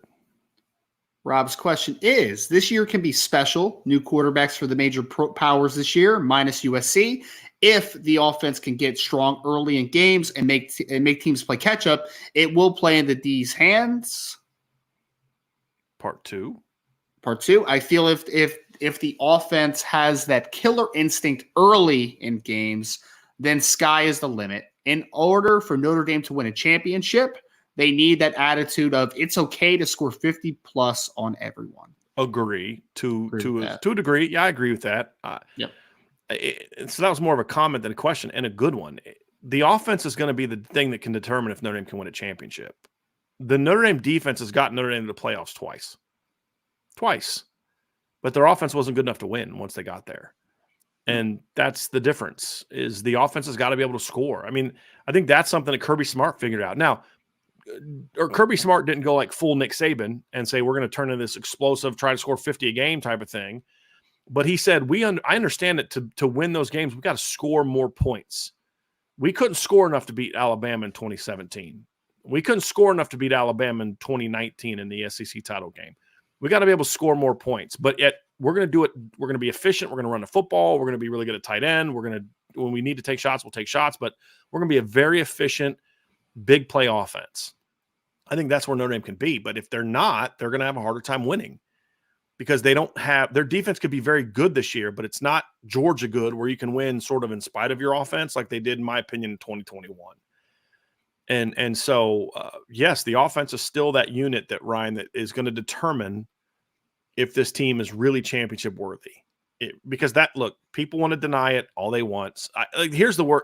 Well, yeah, defense still wins championships. I'm like, okay, state your case. Well, Georgia only needed to score 8 to win. I'm like, no, the counter is TCU needed to score 66 to win. Yeah. You're missing the point. In order to win, Georgia didn't need just 8 because TCU would have scored more, right? But the point is to beat them, you'd have needed 66. That's what you would have needed to beat Georgia. And we've talked about this. The teams that win the national championships are averaging over 40 points a game in the championship game, not during the season, in the game. And that was true before Georgia hung 65 on TCU. And the teams that have been winning conference in the playoff games, semifinal games, have needed to score about 40. So I think it's like 39.5 to about 40. But look at last year. Look at the score of the 2 playoff games last year, Ryan. Like, seriously, have you ever seen a year where the 2 teams that lost the college football playoff games scored in the 40s? No, I don't think so. No. Think about that. Yeah. Think about that. Like, literally last year, the 2 playoff teams that lost, Michigan scored 45 and lost. Ohio State scored 41 and lost. Yet you're going to tell me defense wins championships. Well, Georgia's defense had to make stops. Well, of course. That's why Oklahoma's never won. But you're not winning because of your defense. It's of the 2 crap defenses in that game, your crap defense wasn't as crappy. That's what the playoff games were. Am I wrong? No. right? And that's what it is most years. And that's the thing people have to understand is now, will it cycle back? Yeah, it'll cycle back someday. I'm confident it'll cycle back someday. But that's not where we are now. 2021 was that way. You didn't have to have a great offense in 2021 to win a title. But that was an anomaly year. And that's the point. That's the point that I'm making. That was an anomaly year. The points of the winners in the 2020 playoff season was 52 for the title game, 49 in the playoff, and then 31 in the playoff. And I would argue that Alabama's 31 is very misleading against Notre Dame. If Alabama called off the dogs on Notre Dame, we've talked about this. It was 31-7. Alabama pulled their starters. They could have hung 2 more touchdowns on Notre Dame in that game if they wanted to. Notre Dame didn't win that game because they couldn't score. It's as simple as that. The year before, LSU scored 63 and 42 in their wins. I mean, it's been that way for a long time. The winners, the point total for the teams that won in 2019 or 18, 44, 45, and 30. Right? You've got to be able to score. There's no doubt. I don't care how good your defense is. You get to the postseason, you got to be able to score. They're just got to be able to score. Here's one from John A1. Notre Dame hasn't been able to do that in the big games, to your point. So no. Yep. Regular season and postseason, Ryan, with the exception of a couple regular seasons against Clemson that, this year was legit, but the 2021 we've talked about why that one was the way that it was.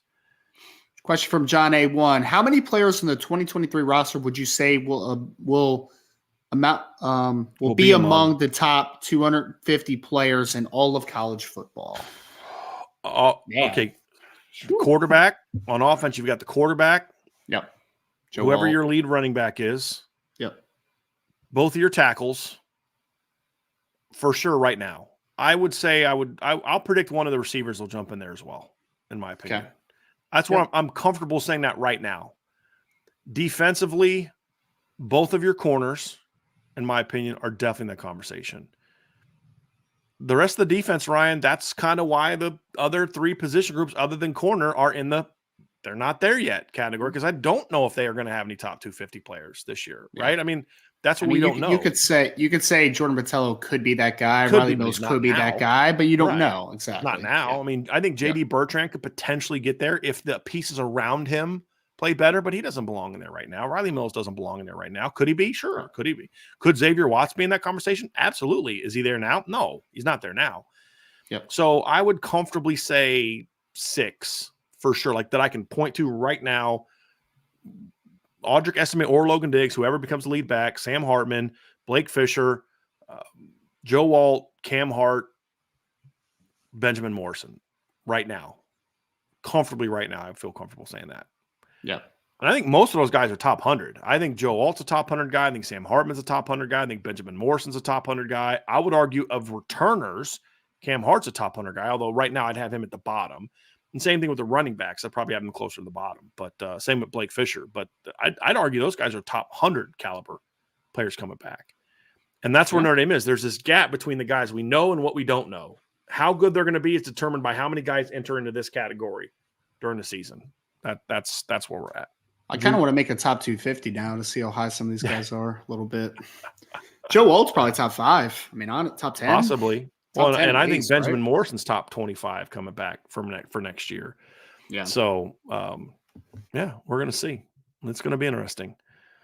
And then we've got one here, Ryan, from JoJo Pineda left us a mailbag or left a super chat, said check his mailbag. We got your mailbag here, JoJo, and I think you had another one that we'll get to here in a second. I'll go try and find while Ryan's reading this one.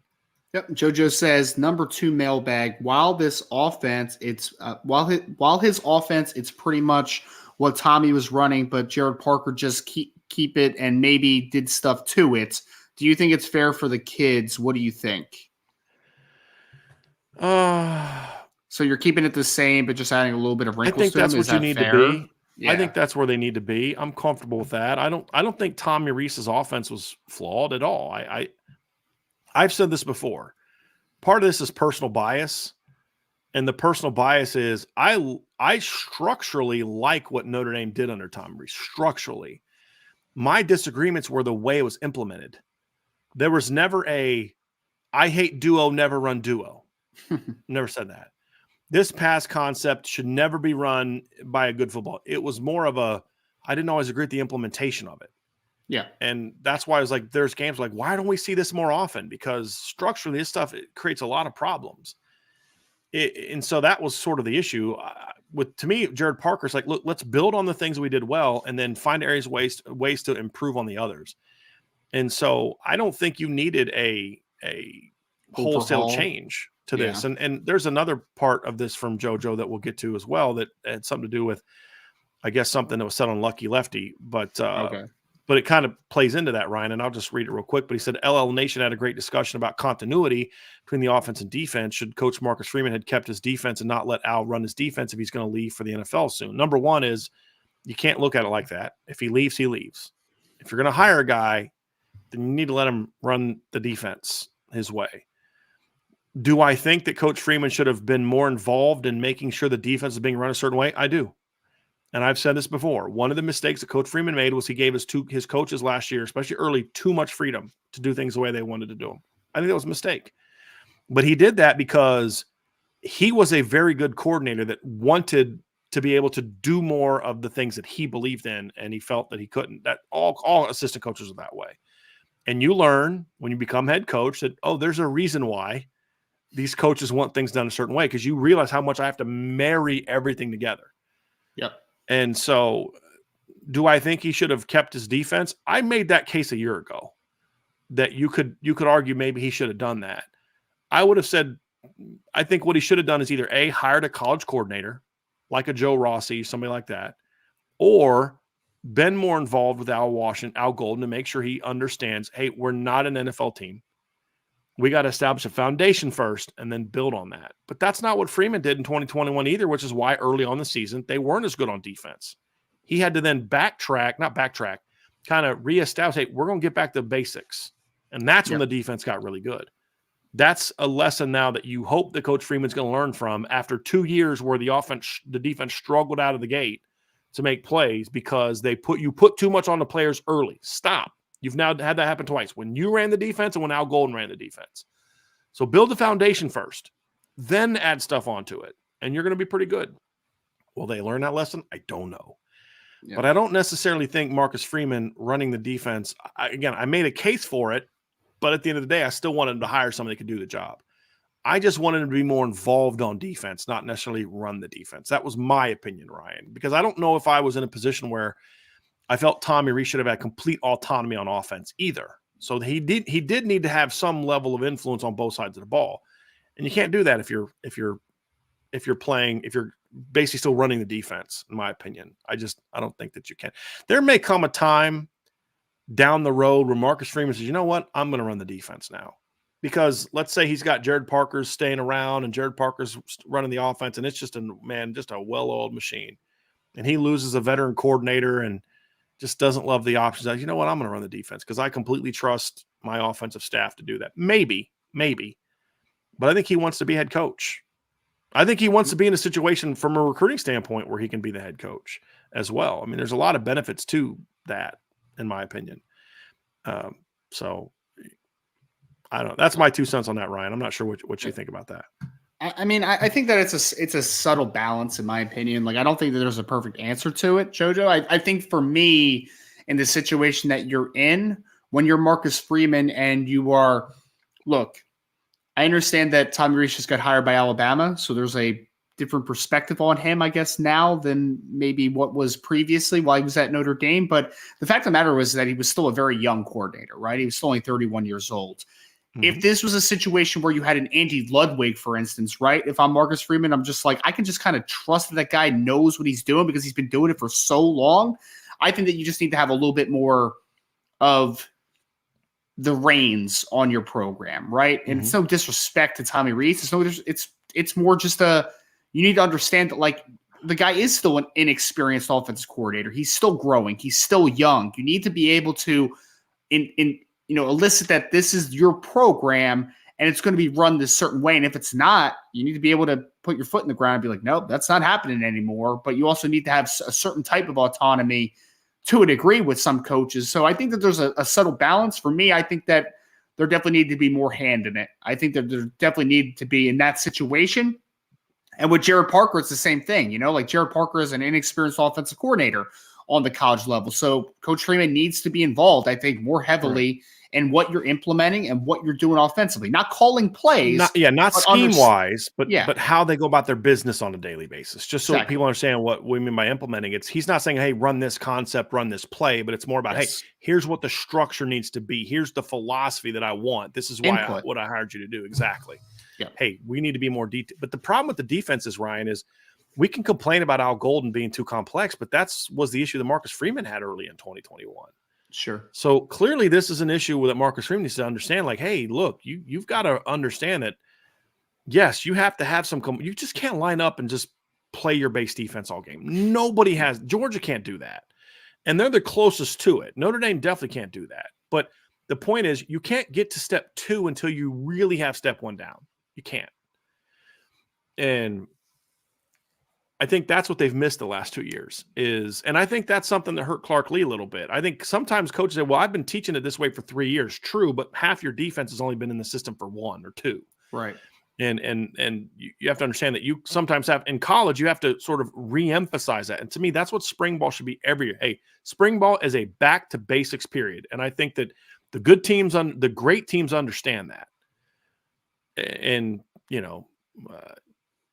that's something Notre Dame needs to get to, and that's something that Coach Freeman needs to learn. It's not like he believes that and Al Golden's defying him. It's not. It's all the same thing. The difference is Marcus Freeman was able to adapt quicker in 2021. He realized, like, look, I put these guys in a bad spot. I'm going to fix that. And he reversed course pretty early in the season. Yep. Al Golden never really did until Freeman kind of stepped in and said, hey, we got to make some adjustments here. And that's going to be the thing that coach is going to have to do, in my opinion. I got a lot of good questions here today, Ryan. Here's Tommy Guns. It's like, Tommy, do you want to talk Notre Dame football at all, man? Or you just got like non-football questions every day? These are for Friday shows, man. Tommy's question is, did y'all see the highlight of the dude who jumped down into the field at Dodger Stadium in order to propose to his girlfriend and then got mollywopped by security? I did not see this, Tommy. I did see that. Yeah. Some guy jumped in like outfield and got on a knee and got destroyed. I'm so sick of fans thinking that the game is about them. Wait, was his fiance? I don't know if she said yes or not. I don't know. I think she said yes, but she was in the stands. Yeah. Oh, she was in the stands and he jumped out on the field to propose from the field? Yeah, it's a clown. That's stupid. Yeah. That's really dumb. Nobody's there. It's like umpires. Nobody's like the nobody's there to watch you play. No one's there to watch you propose to your girlfriend on the field. You don't belong. Fans don't belong on the field. I've said this about media. Media does not belong in the locker room, in my opinion. They don't. Pre-game, post-game, they don't belong in the locker room. That is the players' and coaches' space. That's their universe, right? I don't want Marcus Freeman come over to my house trying to ask me questions. That's kind of how I look at it. That's their sacred place, is in that locker room. When they're out on the field, we have a right to see and observe and do all that, but we don't have a right to be down on the field. I don't have a right to cover the team. If you're going to open practice, well, then I need to be standing there right behind the quarterback so I can hear and see it. No, I don't have a right. That's not my space, right? That's their space. Yep. The field on game day especially is not the place for fans. And there's way too many fans because everybody wants to get their 5 minutes of fame for doing something stupid that goes viral. I hate viral. I hate the whole thing about it. That's not your place. Stay off of it. And so everybody thinks it's funny. I think it's stupid. And I wish they would like literally make harsher punishments for doing those things. You're never allowed to back here and you're going to pay some big fine or, maybe even go to jail. Because here's the thing. If it becomes acceptable, what about that one time somebody runs on the field with bad intentions? Yeah. Because if you think have you ever, Ryan, you and I go through this all the time. Security is so bad. Yeah. Like it's not, if I wanted to get something in, I'm getting something in. And it takes one person with bad intentions to where we've desensitized ourselves to the fact of people being on the field that we're there. Like I've seen people say, he didn't have to hit that guy that hard. Yeah, he did. Yeah, he did. You don't walk up, hey, sir, you need to go off field. Because what if that's a ploy to then do something else to attract a player to get closer to him and he's got bad intentions? No, that's not your place.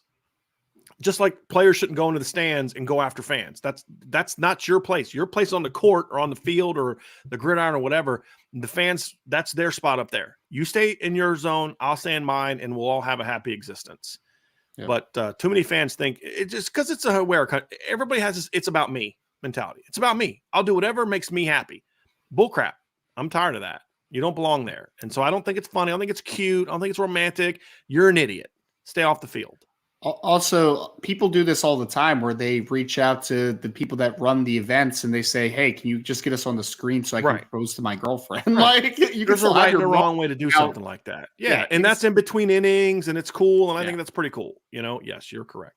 Yeah. Except that one time that dude asked a girl and she slaps him and runs away. Did you see that one a few years ago? No, that was hilarious. That's funny. Some guy proposed and she smacked him and ran away. It was hilarious. My wife probably would have done that to me too, because she would not have liked it being asked that way. Yes. But But I was glad the security guy drilled the guy the way they did. It was a great tackle. I mean, just drove his hips through him, and it was a great form tackle.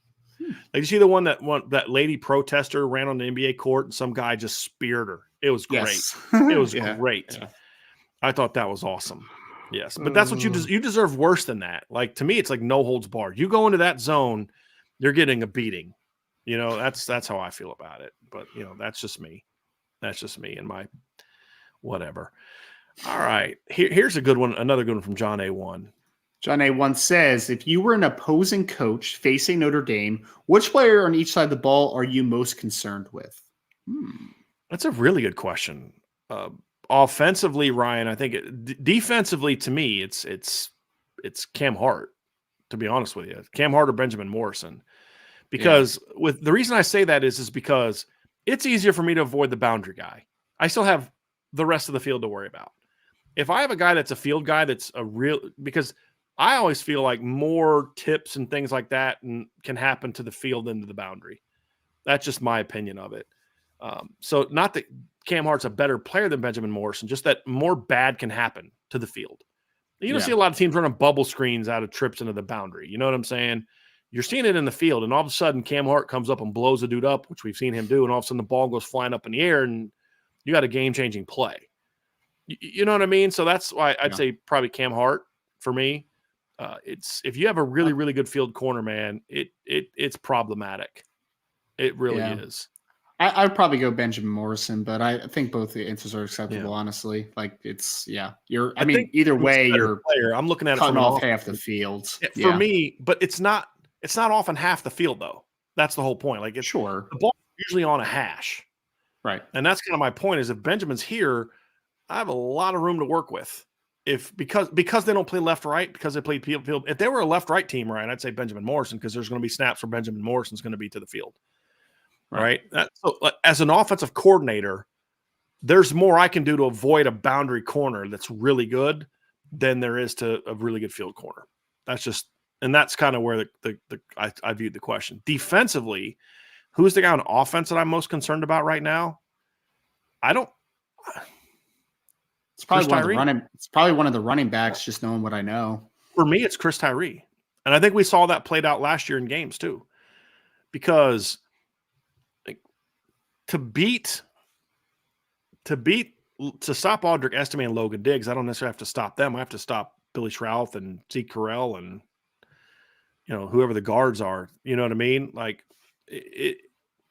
Chris Tyree, to me, if you use him correctly, is the guy that he may not beat you, but he's the guy that can do more to put you at a bind overall. So if you're going to not play him on the perimeter, he can hit an 80-yard home run.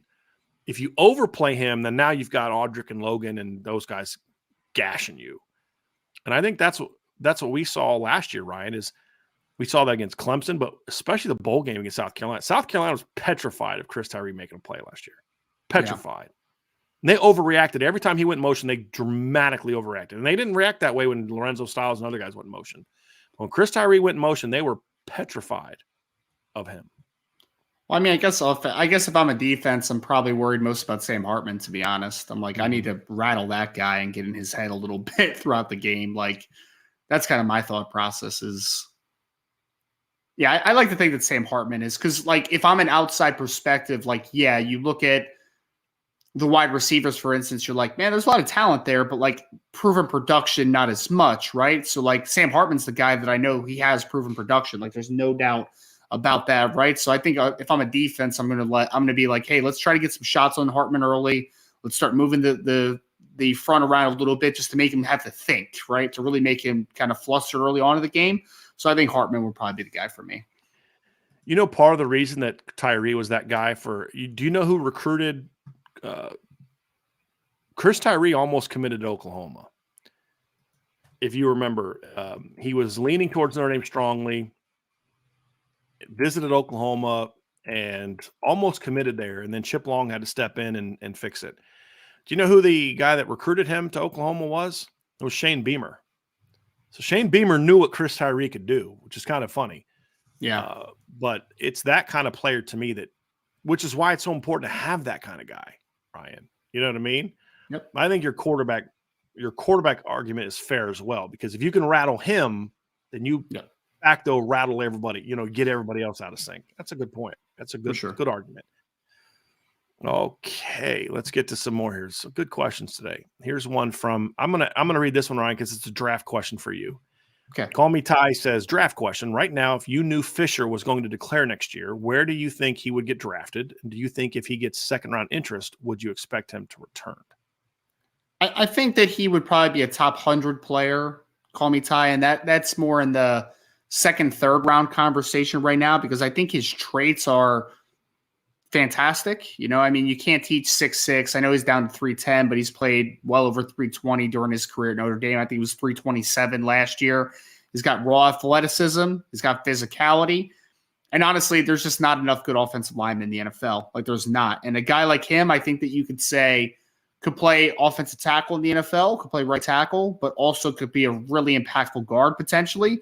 So I think he has the upside to being a top 50 pick, but like generally speaking right now, based upon what we saw this past year, as far as like some inconsistencies, still things that he needs to work on, I'll say top 100 to be, reserved a little bit, but I think he has top 50 upside because he has all the traits that you would look for. It's just about now putting it together and being a consistent version of himself every week. Let me ask you this question, Ryan. If he makes a normal sophomore to junior year jump, I get what you're saying. You can only evaluate him off of what he did last year. Very fair. Yeah. Let's just say he makes a normal sophomore to junior jump. Where does that put him in the ranking? Is that enough to get him to top 50? Because what is a normal sophomore to junior jump? You get a little bit stronger, but you get more consistent. That's so we're not talking about all of a sudden he becomes way more dominant or just a normal sophomore to junior year jump, year 1 to year 2 starter jump. Is he top 50 at that point in time? Yeah, he could be, because he'd have to get a big jump to get in the round. Would you say he has to kind of make a big leap this next year to be in round 1 next year? Do you think he needs? Is that what you're saying? You think he needs a couple more years to get to that point? I think that it needed a little bit of a big jump, because I honestly think that there's going to be some questions. I don't have any intel on this, so I don't know what scouts think about this, but based upon what I've seen with Blake Fisher, I think that there's going to be some hesitation whether if he's a true offensive tackle at the next level or if he's a guy that's going to slide inside a guard. Like I'm not 100% sure if there's like going to be a foregone conclusion like that guy's a right tackle at the next level. I think there's going to be some hesitation there. If he calms that and it's like you're a really good right tackle at the next level, then you're in that borderline first round range, right? And then if he goes back to school and he shows that he plays left tackle, then we're talking about slam dunk first round from the talent perspective if he puts it together. But obviously that's a couple years into the future now. So who knows?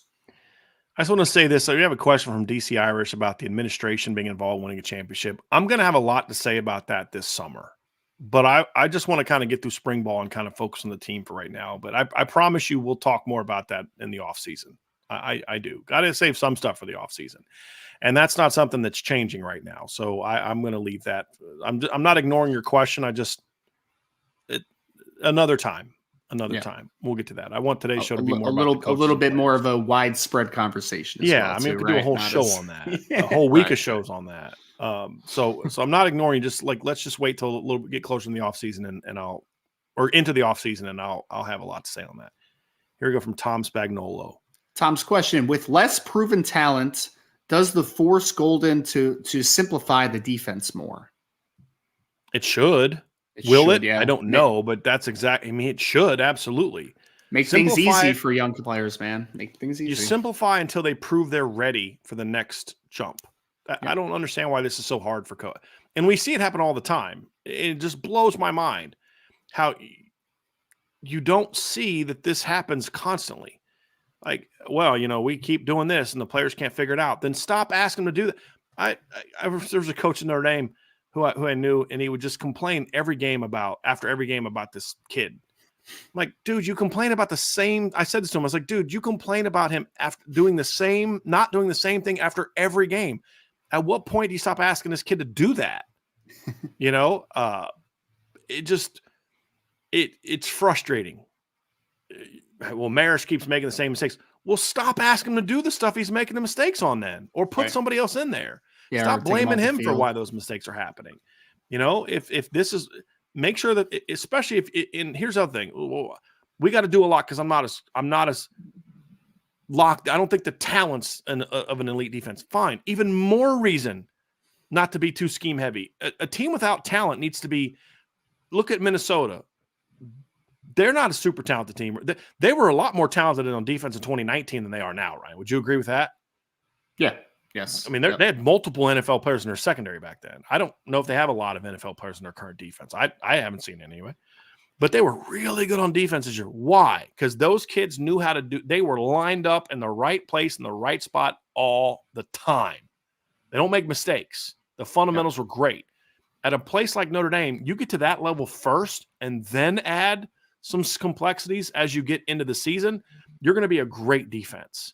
But the problem that Notre Dame had last year wasn't a lack of talent.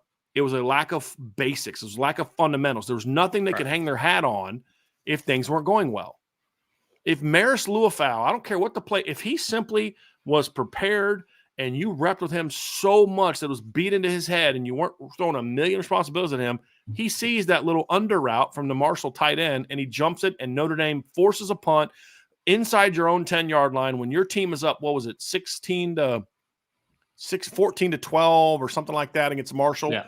Yep. And instead, Marshall goes right down the field and scores a touchdown to make it 19-14 because they couldn't do the fundamentals correctly. And I could point to this throughout the season where it was the lack of fundamentals that got you beat. Not because, you weren't scheming properly. It was you couldn't do the basics well enough to win. And it's maddening to see that continue to happen, Ryan. And that's and if you fix that, you automatically get better. And then as your players start to master those, so we're not saying run 2 coverages and 3 alignments. It's master technique, lining up, these basic things that are going to go, no matter what your game plan is, you got to be good at these things. You better make sure your team is a great tackling team before they're a team that can handle 97 different looks and fronts and coverages and blitzes. Because if you got great calls but you can't tackle, guess what? It's not going to work. Coaching is about teaching, man. We've always talked about that, right? I mean, I taught math, right? And it's like, I'm not going to teach a kid how to do long division if they don't know their times tables. Like, if you don't know how to multiply, you can't do long division. Like, that's kind of a basic principle, right? And it's the same thing of like, Brian, like, I'm not going to ask a secondary to run cover 6 if they don't know cover 3 or cover 2. Like, that's part of the equation, right? Like, you need to be able to make sure that the basics are all sound, or else you can't build off of it. That's how gaps are created in understanding, and gaps being created in understanding is why guys don't play fast. That's the key for it. Agree. Here we got one from Tyler Smith. Actually, I'll read this one, Ryan, because this is also an NFL draft question from Tyler, which is a good one. I'm curious to hear your answer on this one, Ryan. Okay. Tyler Smith says, NFL question: how do you feel about the Ravens taking Hendon Hooker if they get rid of Lamar Jackson? Which, I mean, that's a given now, right? There's no way Lamar goes back to Baltimore now, right? Very hard to come back from this if they do. Like, I like Hendon Hooker a lot.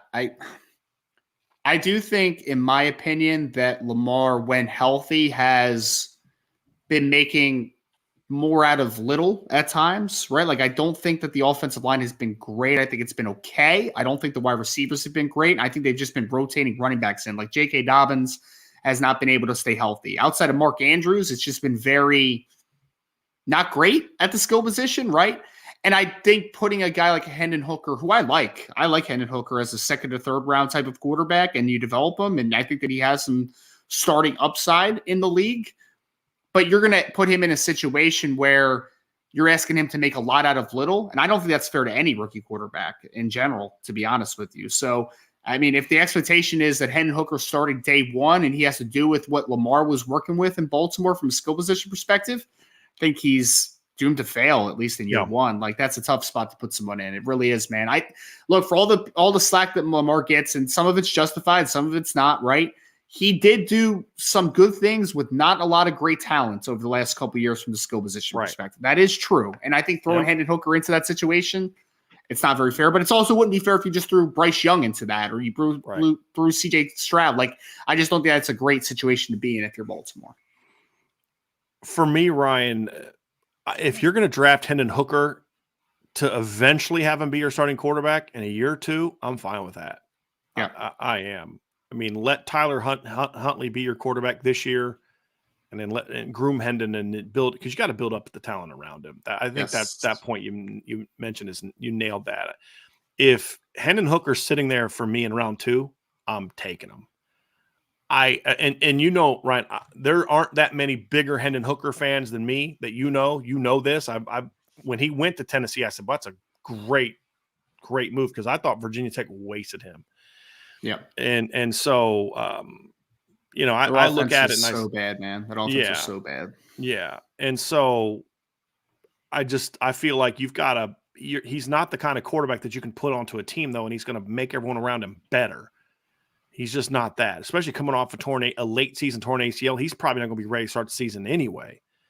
So, but if I could get him in round 2, and I'm a quarterback needy team, I'd be really happy, especially if I had a situation where, you know, let him sit and cook a little bit for the next year or two, and then I can turn it over to him. I think Hendon Hooker can be an NFL quarterback. I do. Okay. I just don't think he's a guy that's going to go win Rookie of the Year next year, right? Sure. Because he's not the athlete Lamar was. Hendon Hooker's a drop back quarterback who can run, but he's a drop back quarterback. Right. You're not going to make the offense exactly what you did with Lamar. Like, you're not running quarterback power all day with Hendon Hooker. Like, that's not going to be his game. You can sneak it in occasionally, sure, in the right situation, but yeah, I think that you just need to be able to assimilate and be patient if I'm the Ravens, because I just don't think that skill position is ready to just throw a quarterback in there and just be ready to go. Like, I just don't think they're there yet. Right. Next question here we have one from Bill Walsh. And Bill says, do you see Christian Gray at safety in the future? I don't see the need for it. I don't think he's got the body for it, to be honest with you. He's a skinny. He's built a lot like Benjamin Morrison. If you had a safety position that was a pure cover position and he couldn't crack your lineup at corner, maybe, but that position doesn't exist right now, in my opinion. I just don't see the need for it. To your point, Ryan, I think you nailed it. There's no need, but I don't think he has a body for it either. I mean, Clarence Lewis is on the edge of, does he have the body for it? He's on the edge of it. And I think he's Clarence 196 pounds. And he's thicker than Christian was coming out of high school.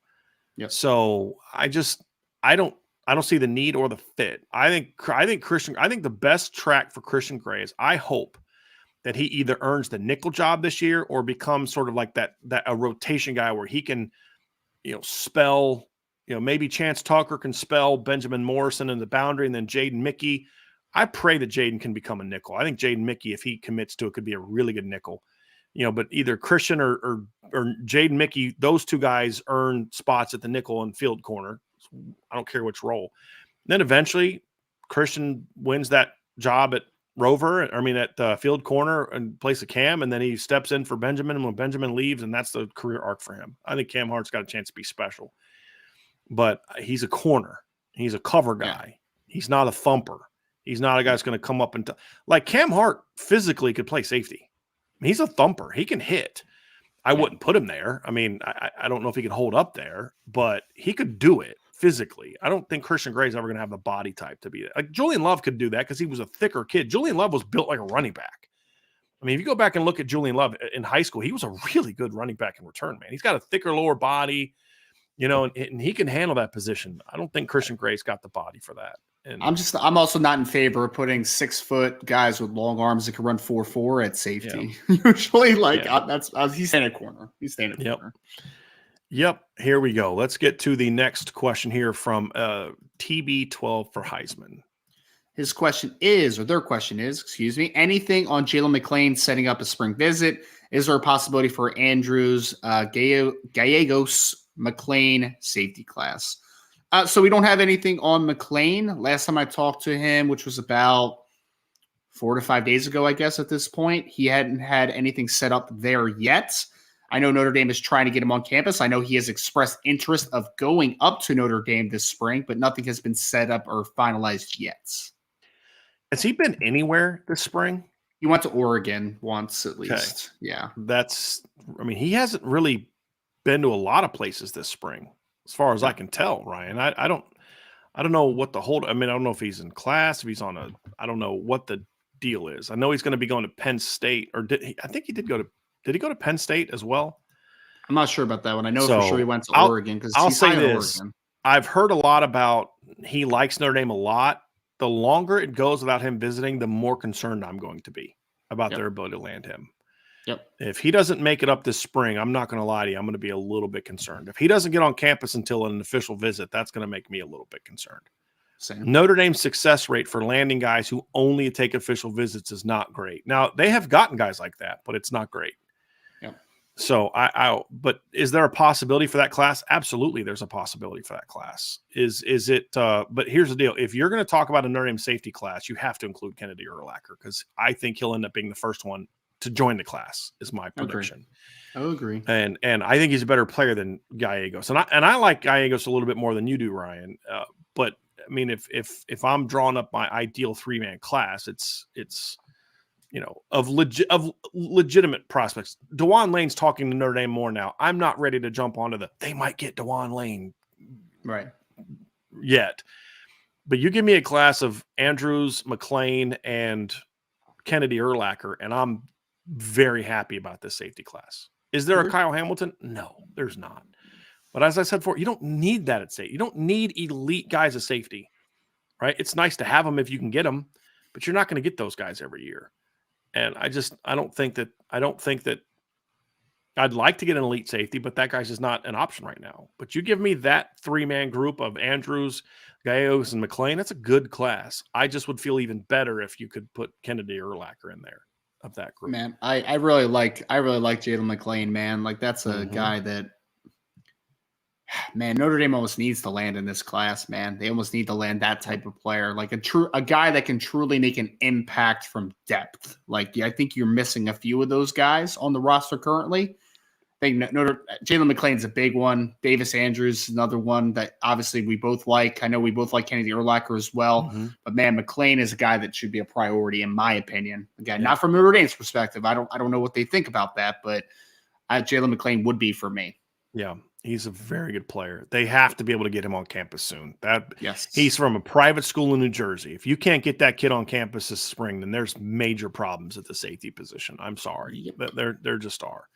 There just are. And that's the concern I have about the defense moving forward is who's the rock star recruiter or even the really good recruiter outside of Mike Mickens? People keep telling me Chris O'Leary is a good recruiter. I'm like, show me. Based on what?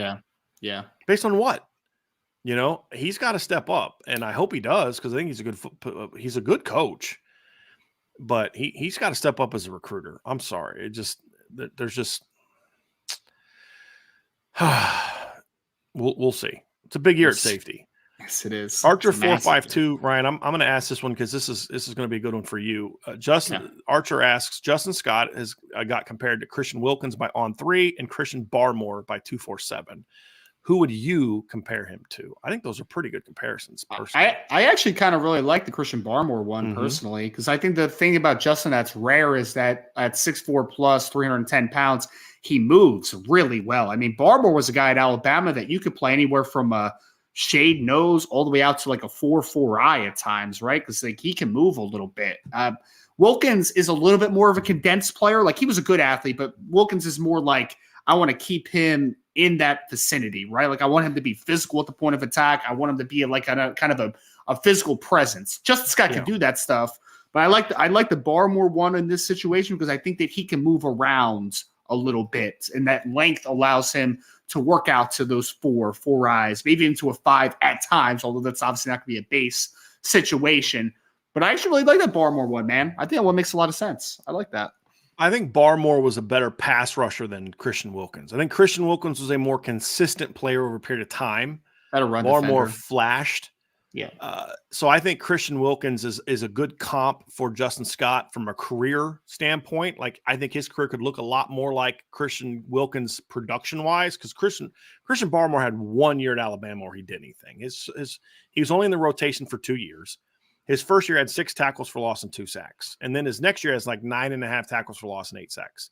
Yep. And I think that I could see Justin Wilkins being similar to that sack-wise later in his years, where Christian Wilkins never had more than 5.5 sacks, and that came in a year where they played 15 games.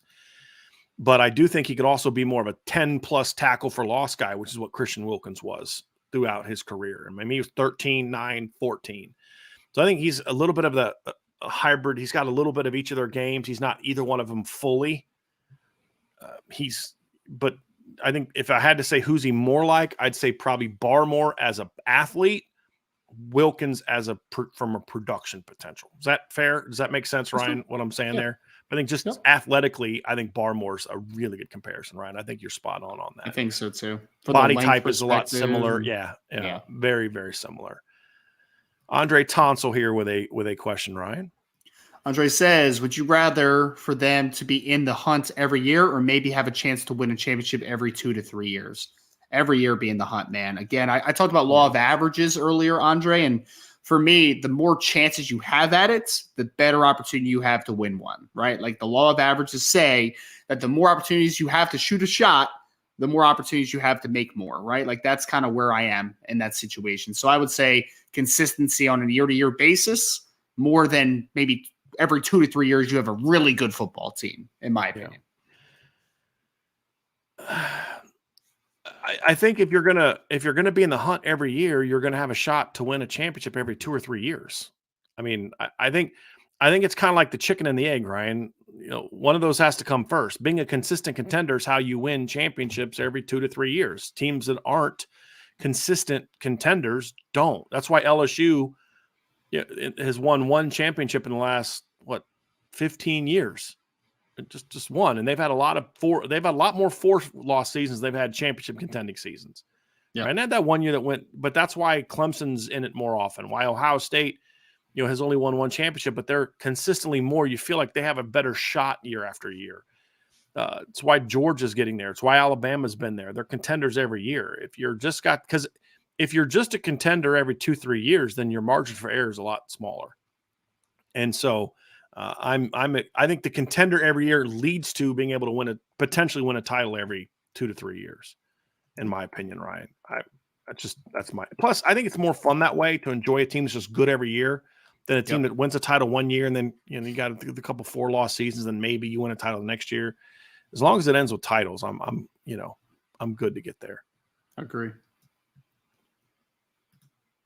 Question from Nathan Milton. Is it difficult to transition to safety from corner? When do you think Notre Dame will put out more info on Jalen Sneed? I mean, Nathan, it depends who the player is. I mean, some guys it's a natural kind of switch from corner to safety because it's just, there's different attributes to their game that might parlay to making that switch, the ability to play in a little bit more condensed space, potentially on the inside. Maybe they have really good eye discipline, but they're not the greatest athlete of all time. So just kind of being able to see the game from a more inside out perspective helps a lot. So I really think it depends on what the corner is for me, Brian. It's like some guys are natural transitions into safety. Some guys aren't. Some guys need a lot of maturation. It really comes down to a feel thing, right? Like some guys just have a natural feel. And I think that transition is usually better to safety. Agree. I think you nailed it. It's a very good question.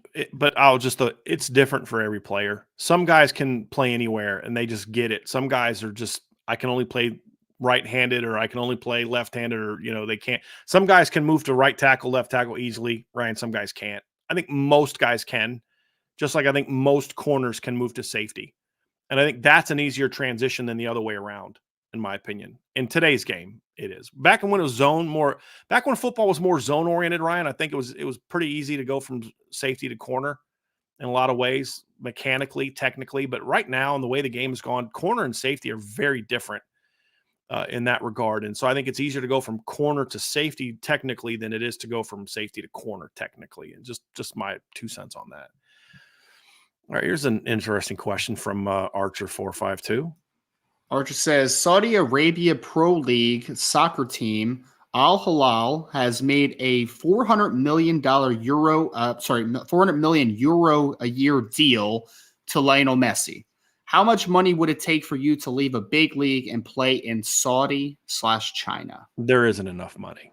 Really? There's not enough money. No, I'm not going to live in Saudi Arabia or China. I'm good. I'm good. I might tough it out for a year and just collect a big paycheck and come back. I don't know. I'm good. I'll pass on that one. Here we go. All right. Mark Avalon with a question here, Ryan. Mark's question is, how many of the top 300 ranked recruits play the camp circuit versus do not and are just seen as dudes based on game performance? That's a great question, Mark. And I think that's growing more and more and more now as the circuits become more integral to the rankings. Because like now you have this obsession with, I got to see a guy in person. Oh, okay. Well, it doesn't have anything to do with the fact that you have a camp circuit that you're trying to promote to get people to. I'm sure that, it's just, you see why Benjamin Morrison wasn't on the camp circuit, and he's not. I mean, anyone that watched that kid's film, you could argue, okay, maybe I don't see top 100 guy. I did, but I could see maybe not. But how could anyone could not even think he's not even top 300 guy? Like, really? Like, his film alone doesn't show you that, but it's the circuit because there's more agenda. It used to just be ranking services had one job, put out the best ranking you can. Now they've got all-star games that they got to promote and camps that they got to promote. And now On3 is coming up with this stupid NIL series thing. So yes, you've got to do something to incentivize kids to go to your events. Well, kids are obsessed with the rankings. I wish they weren't, but a lot of them are. Well, I got to go play in this to get my ranking up. Why do you care? You've got offers from everybody in the country. Why do you care? Benjamin Morrison didn't care. I got offers from Alabama and Notre Dame and LSU and Washington. I don't go freaking rivals camp for, but 7-on-7, I don't mind. That's fun. You're competing. I don't, and I don't even mind kids going to the camp circuit. I love competitors. I do. I just don't think it should have as much. Something you do in pads should not have as much of a say on on rankings that they do now. Well, I saw the guy in person. Did you see him get tackled? Did you see him get hit in the face? Did you see him playing an 11-on-11 in person? Because if you didn't, I don't care that you saw him at some camp. I don't. Receivers, Ryan, you see, they look great in like 1-on-1s and 7-on-7s. They know they're not going to get hit. And then put them in the middle of the field when they got to catch a dig route with Kyle Hamilton or Harrison Smith or Sean Taylor's, that guy didn't have as much courage. You know what I mean? So I think Mark, there's way too much of that going on. Way too much of that. And that's why a part of the reason I think rankings are getting less and less accurate, in my opinion, is because there is so much more emphasis on things that aren't about just honest evaluations, in my view.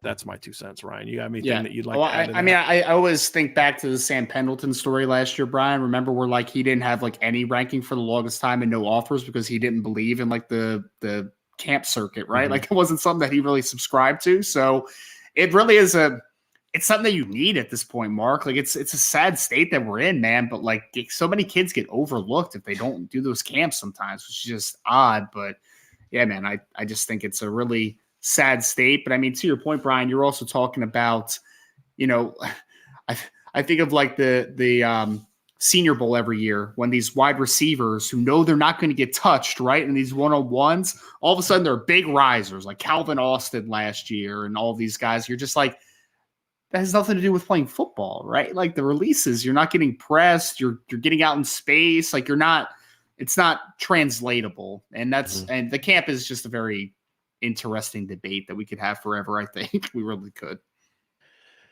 Yeah, I think if camps were handled correctly, I love them. I love competition. I love kids getting a chance to meet other kids from around the country in their region. I think there's a lot of value to those things. You can be taught certain things and maybe experience different things. But from a rankings, I just want to make sure my issue with camps are more from a rankings standpoint. They should not have that much. But I think camps just in and of themselves, I have no issue with. I love a chance for kids to compete. Love it.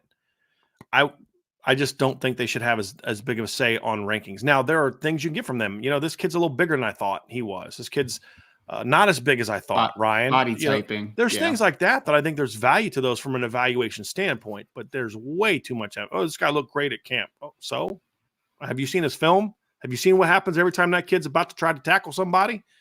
You know what I mean? Have you seen what happens every time that kid's about to get hit over the middle of the field? Alligator arms, everything. He looks great at camp when he knows he's not going to get hit. So 7-on-7 tournaments will go a whole lot better if you put kids in full pads. Fact. So that's why I just don't put a whole lot into that. I just really don't.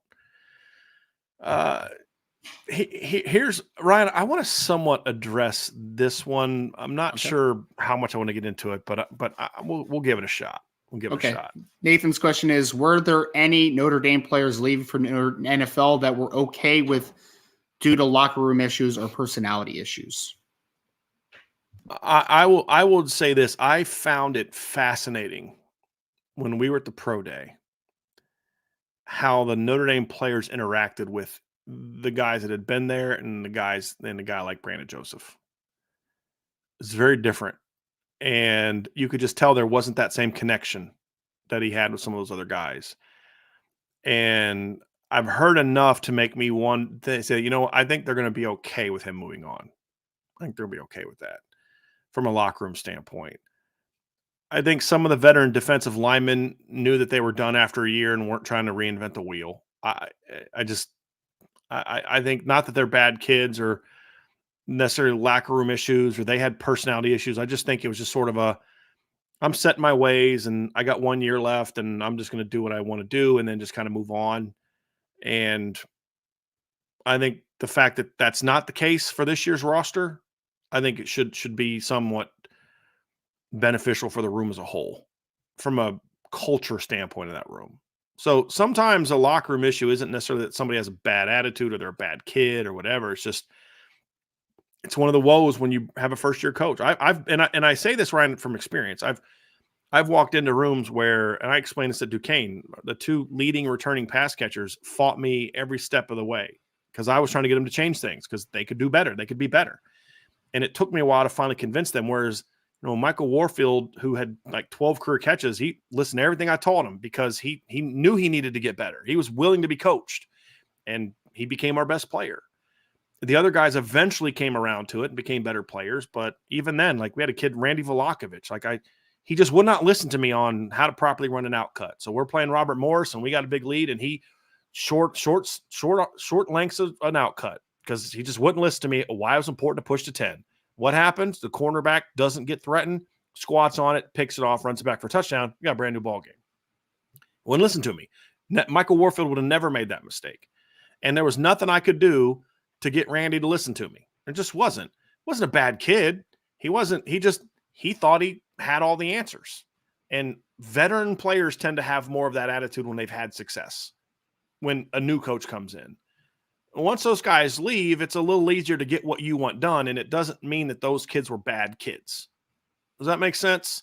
Yeah. So I just want to make sure that's clear. I think that's something that could help the defensive line this year. It's not that the guys that left were bad kids or locker room problems. It's just you're going to get more buy-in when there's unproven players that feel that they have something to learn and something to prove. Well, I was going to say that I think when we hear locker room problems, it's all like a negative from the – there's an attitude and you're like distant from teammates and stuff, but not buying in is also a locker room issue. It is, right? And that, again, that doesn't make you a bad person or not. It's just you were set in your ways and you chose not to assimilate to the new culture, the new coaching. Like that's kind of the new thing. Mm-hmm. So again, that's nothing negative about the person. It's just that is an issue though. There's 100% an issue if people don't buy into it. I mean, again, that doesn't make a player criminal or a bad kid or anything like that. It's just, there is inconsistencies, though, to how you run a program if people aren't buying in, and that causes problems. Yeah, so I feel like I addressed that correctly, or a way that's not going to come across the wrong way. I want to be really careful with that because I don't want to especially with these kids trying to get drafted. I don't want to make it seem like, oh, they were bad kids and had a lot of problems. I want to make sure because they weren't bad kids. No, like Brandon Joseph's not a bad kid. It's just I don't think he ever did what he needed to do to kind of. I think he knew he was going to be here a year and never really did things to kind of build the same connection with his teammates the way that other guys have. Here's a perfect one, Ryan. Rob Thidoff says, Brian and Ryan, is it just me or does it seem that Sam Hartman doesn't like to do interviews? I'm fine with it, though. It seems like he is on a mission just to get the job done on the field. So you look at Sam Hartman compared to Brandon Joseph. They're both going to be here for 1 year. Yep. But Sam Hartman understands that I've got to be a part of something. It's not just about me. I've got to be a part of something. And I think that's why Sam has really ingratiated himself to his teammates a lot more than Brandon did, because he's bought in and because he's not a look at me type of quarterback. Brandon wasn't that way either, but Sam Hartman was in there dominating every press conference and all that kind of stuff. Then it might be a little tougher for him to maybe really get in with his teammates. Yep. And, I think this right here by Rob, he doesn't like doing interviews. That's obvious. And I'm okay with that. Right. I am. I think that's something that can help him with his teammates. He's not looking for the fame. He's not, hey, look at me, NIL. I've got to build up my brand. He's like, dude, I just want to go. Here's how I build up my brand. Throw freaking touchdown passes and win games. I love that. And I think that's because he could have chased the NFL dream this year if he wanted to. Or he could have chased the NIL schools that are offering that big stuff. And hey, we're going to put you on the boards. And Sam's like, I want to go win a championship and build myself up as a player. And if you're all about the show and the pizzazz, Notre Dame is not the place for you as a transfer. And I think that's something that's going to really help Sam get in where he's not going to have that 1 year concern of there's just no buy-in from him. Doesn't make Brandon Joseph a bad kid at all. It just means that you're not necessarily someone who's going to have a bond, that kind of connection with your players. And Sam is getting there. And I think that's an important thing. So we'll get these last couple questions, Ryan. I got a couple that I'm going to read for you that I want you to answer before you, and then you can bail, and then I'll read the last couple. Okay. Here's one from Ray Holcraft. He says, what ND player has a chance of getting drafted in 2023 draft that no one is really talking about? That no one is talking about? Oh, man, that's a tough one. I would say we've talked about the running backs. We've talked about offensive tackles. Zeke Correll, I guess, could be a guy, maybe. The 23 draft, meaning the one that's coming up. Oh, this one. Oh, yeah. I'm sorry. 2023 draft. I think Jason Admilola, maybe. I think that it's like very borderline if he gets drafted or not. I think that he could be a 6th to 7th rounder. I don't think many people talk about him at all in draft circles because the production never really followed what the talent level is, in my opinion. But I would say Jason's one. And then would it shock me if Tariq Bracy's a 7th round pick? Like, I wouldn't be shocked about it, right? But I necessarily wouldn't bet on it either, just with like the durability stuff and all that great conversation, right? But I'll say Jason Admilola or Tariq Bracy might be a surprise. Bracy's a good one. I got a surprise one for you, Ryan. Okay. And it's unlikely, but I could see it. I could see some team late in round 7 saying, we love Bo Bowers as special teams guy, but we also know we're not going to sign him if he goes somewhere else. I could see that. I'm not betting on it. I wouldn't put money on it. I'm just saying I've seen it before. Yeah. Where I'll say this: if Bo would not have tore his ACL, I still say he gets drafted because he'd have run like a 4.5 something, tested really well, and because 7th rounders are special teams guys. Yep. I mean, you see it all the time, Ryan. Yep. And Bo would have been one of the 5 best special teams players in the draft, in my opinion. The ACL hurt his ability to showcase his his vertical explosiveness stuff. His change of direction hurts him as a linebacker. Doesn't hurt him as a coverage guy as much. Sure. But I'd still say I could see some team that just special teams coordinator pounds on the table. Hey, we've got 4 7th round draft picks. Okay. Can you please get me this kid? And I could see that. I'm not betting on it, but I could see that. It's always possible. It's always possible. Yeah. And then here's one right here, Ryan. I'm very curious to hear your opinion on this and then let you roll after that, unless you want to stay for the next one about Bone and Ziegler. But We Are Not Marshall says, Ryan, how does Notre Dame close the gap in recruiting here in Georgia? They hit on O-line and tight end well. What do they need to do to get the Downs as Haynes and Sammy Browns? I think that's a pretty easy answer, but I'm curious to hear what you're going to say. Need to win, man. Win and things open up. I mean, that's kind of where it is. I mean, look, you're going to get some players from Georgia, but it's about the impact players. You have to give them a reason to leave, right? Like right now, they have a reason to stay, and that is the University of Georgia just won 2 straight national championships. Notre Dame flips the script there and it's like, man, you can come up north, you can be different, and we can win national championships. Then that conversation starts to be completely different. It's very easy for right now for those kids to stay in state or go to Alabama, right? Like it's very easy to do that because that is in the vicinity. It's hard for those kids to bet on Notre Dame at times. Right. It comes easier to bet on Notre Dame if you win and you win national championships. That's it. Or start beating some of these teams head to head. I mean, if Notre Dame goes into Athens and beats Georgia in 2019, maybe that helps them. You know, it's right now, Notre Dame has not proven they can beat the best teams, Ryan. And they have also not proven that they can put guys in the NFL. And if you win, I've said this before, you will get guys overdrafted. You flat out will. If John Fitzpatrick. If that kid can get drafted, every single tight end on Notre Dame's roster can get drafted. And you know, that's the reality of it. Teams that win get overdrafted. Yep. And so it's winning, which then leads to more NFL. And you're also, if you're winning those big games, it's because you have more NFL players on your roster. That's it too, right? Sure. So start winning more. That's how you do it. And producing NFL players. That's why they produce NFL. That's why they can do O-line. Why is the 2 positions that he mentioned, Ryan, O-line and tight end, happen to be what? The 2 positions Notre Dame has had the most success putting guys in the NFL. It's an easy Not sell. a coincidence. Yeah. Yep. Not a coincidence. So, yeah, it's tough to leave Georgia for Indiana. But when you know it's going to mean that I can have a chance to compete for a championship, be a high draft pick, and also get a much better degree, and Marcus Freeman has said this, the 3 things we have to do to compete at that level is we got to show kids that we can win a championship. We got to show kids that we can get them into the NFL. And then the third one is the academic piece. Well, the academic piece that's money. That works for Notre Dame. Consistent. Yeah, but right now, you are not touching Georgia and the other 2 ones. You're not competing for championships, and you're not putting guys in the NFL the way that they are. Change that, and you change the mantra. That's why Notre Dame could go into Miami and go into Florida and beat Miami for a guy like Derek Brown and guys like that, because you could get guys like that. You could prove that you can develop players. That's why after they won a title in 88, 2 years later, Notre Dame has one of the greatest recruiting classes they've ever had, and getting kids from all over the country because, hey, I can get all 3 now at Notre Dame. Whereas before you couldn't do that. So, Ryan, if you got to take off, you can take off. I'm going to answer these last couple questions here. There's some recruiting questions, but I'll go ahead and knock those out. We got one from Ray Holcraft. Ray says, what is the most crucial position of need on both sides of the ball for both the 24 and 25 classes? Right now, Ray, it's a little too early for 25, in my opinion, because you're still in a situation where you don't quite know what the 24 class is going to look like. And a lot of those questions could get answered by what success you have in 2024. And so I'm not ready to give you the answer for 25 yet. The 24 one it's 2 parts. I'll give you one of what they already have and then what they need on offense. On offense, the biggest need was quarterback. You needed to get a big-time quarterback. They've got that one, so box checked. I think the other one for me is receiver. I'm a big believer that you don't really get to the point where you're truly a national title contending unit until you are starting to string classes together.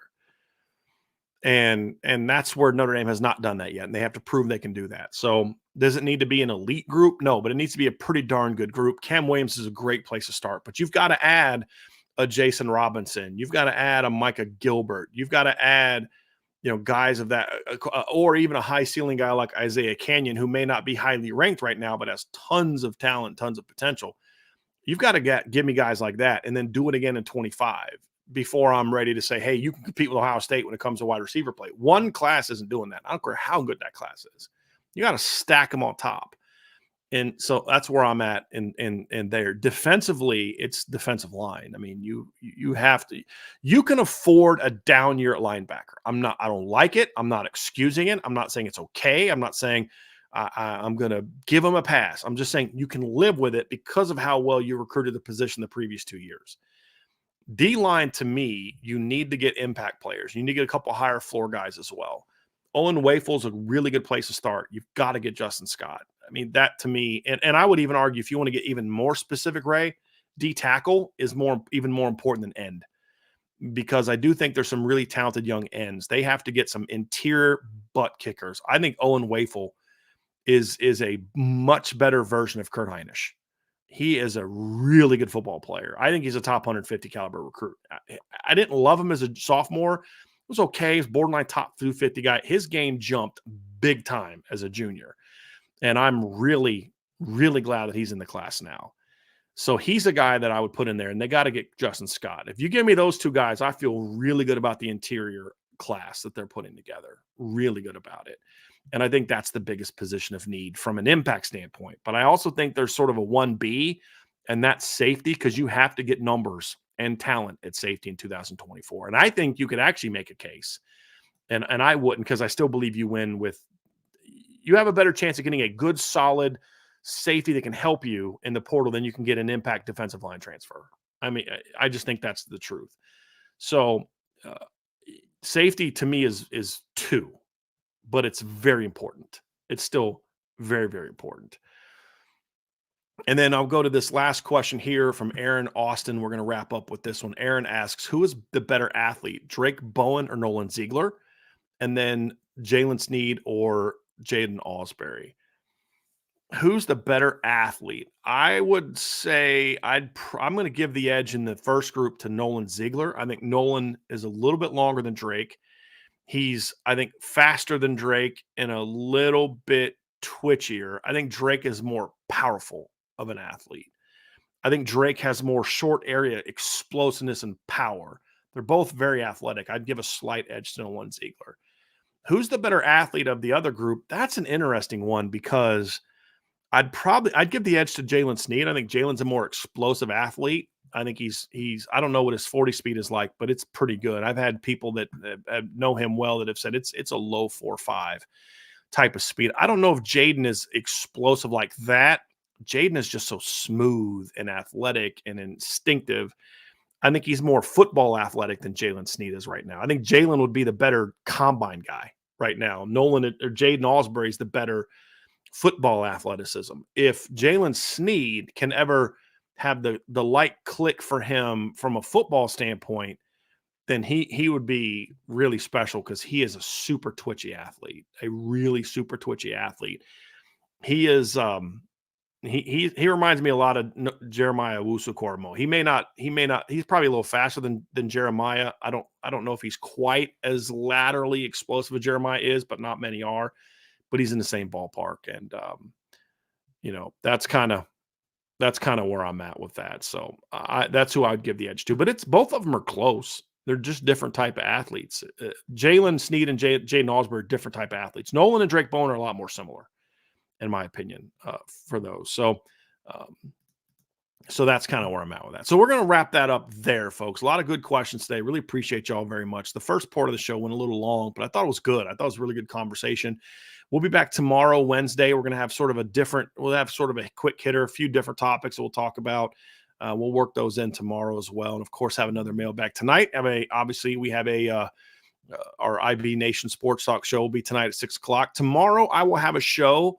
But honestly, it's not going to be as long. Tomorrow is my 15th anniversary. So I'm going to still do a show, because my wife has a little bit of work to do, but I'm not going to be around a ton in the morning or after that. So I appreciate your understanding of that. But I want to celebrate my anniversary a little bit with my wife tomorrow. So we'll still have a show.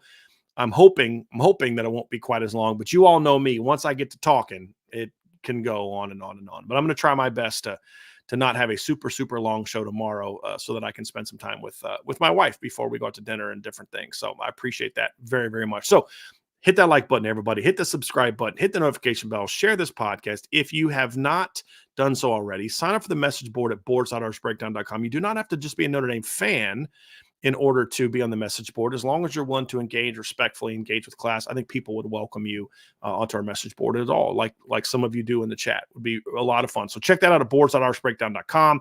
Sign up for our newsletter, so you can get every morning, or almost every morning, you'll get an email with links to our top stories from the day before. You can also check out and buy our merch, right? If you sign up for the message board, you'll also get a discount code for the merch store. So if you're interested in getting merch and you're not a member of the site, sign up for the site and then get the and then buy the merch. So you'll get a really, really nice deal on that one as well. So anyway, have a great rest of your day, everybody. Have an awesome show, and I will see you guys again tomorrow on the Irish Breakdown Podcast.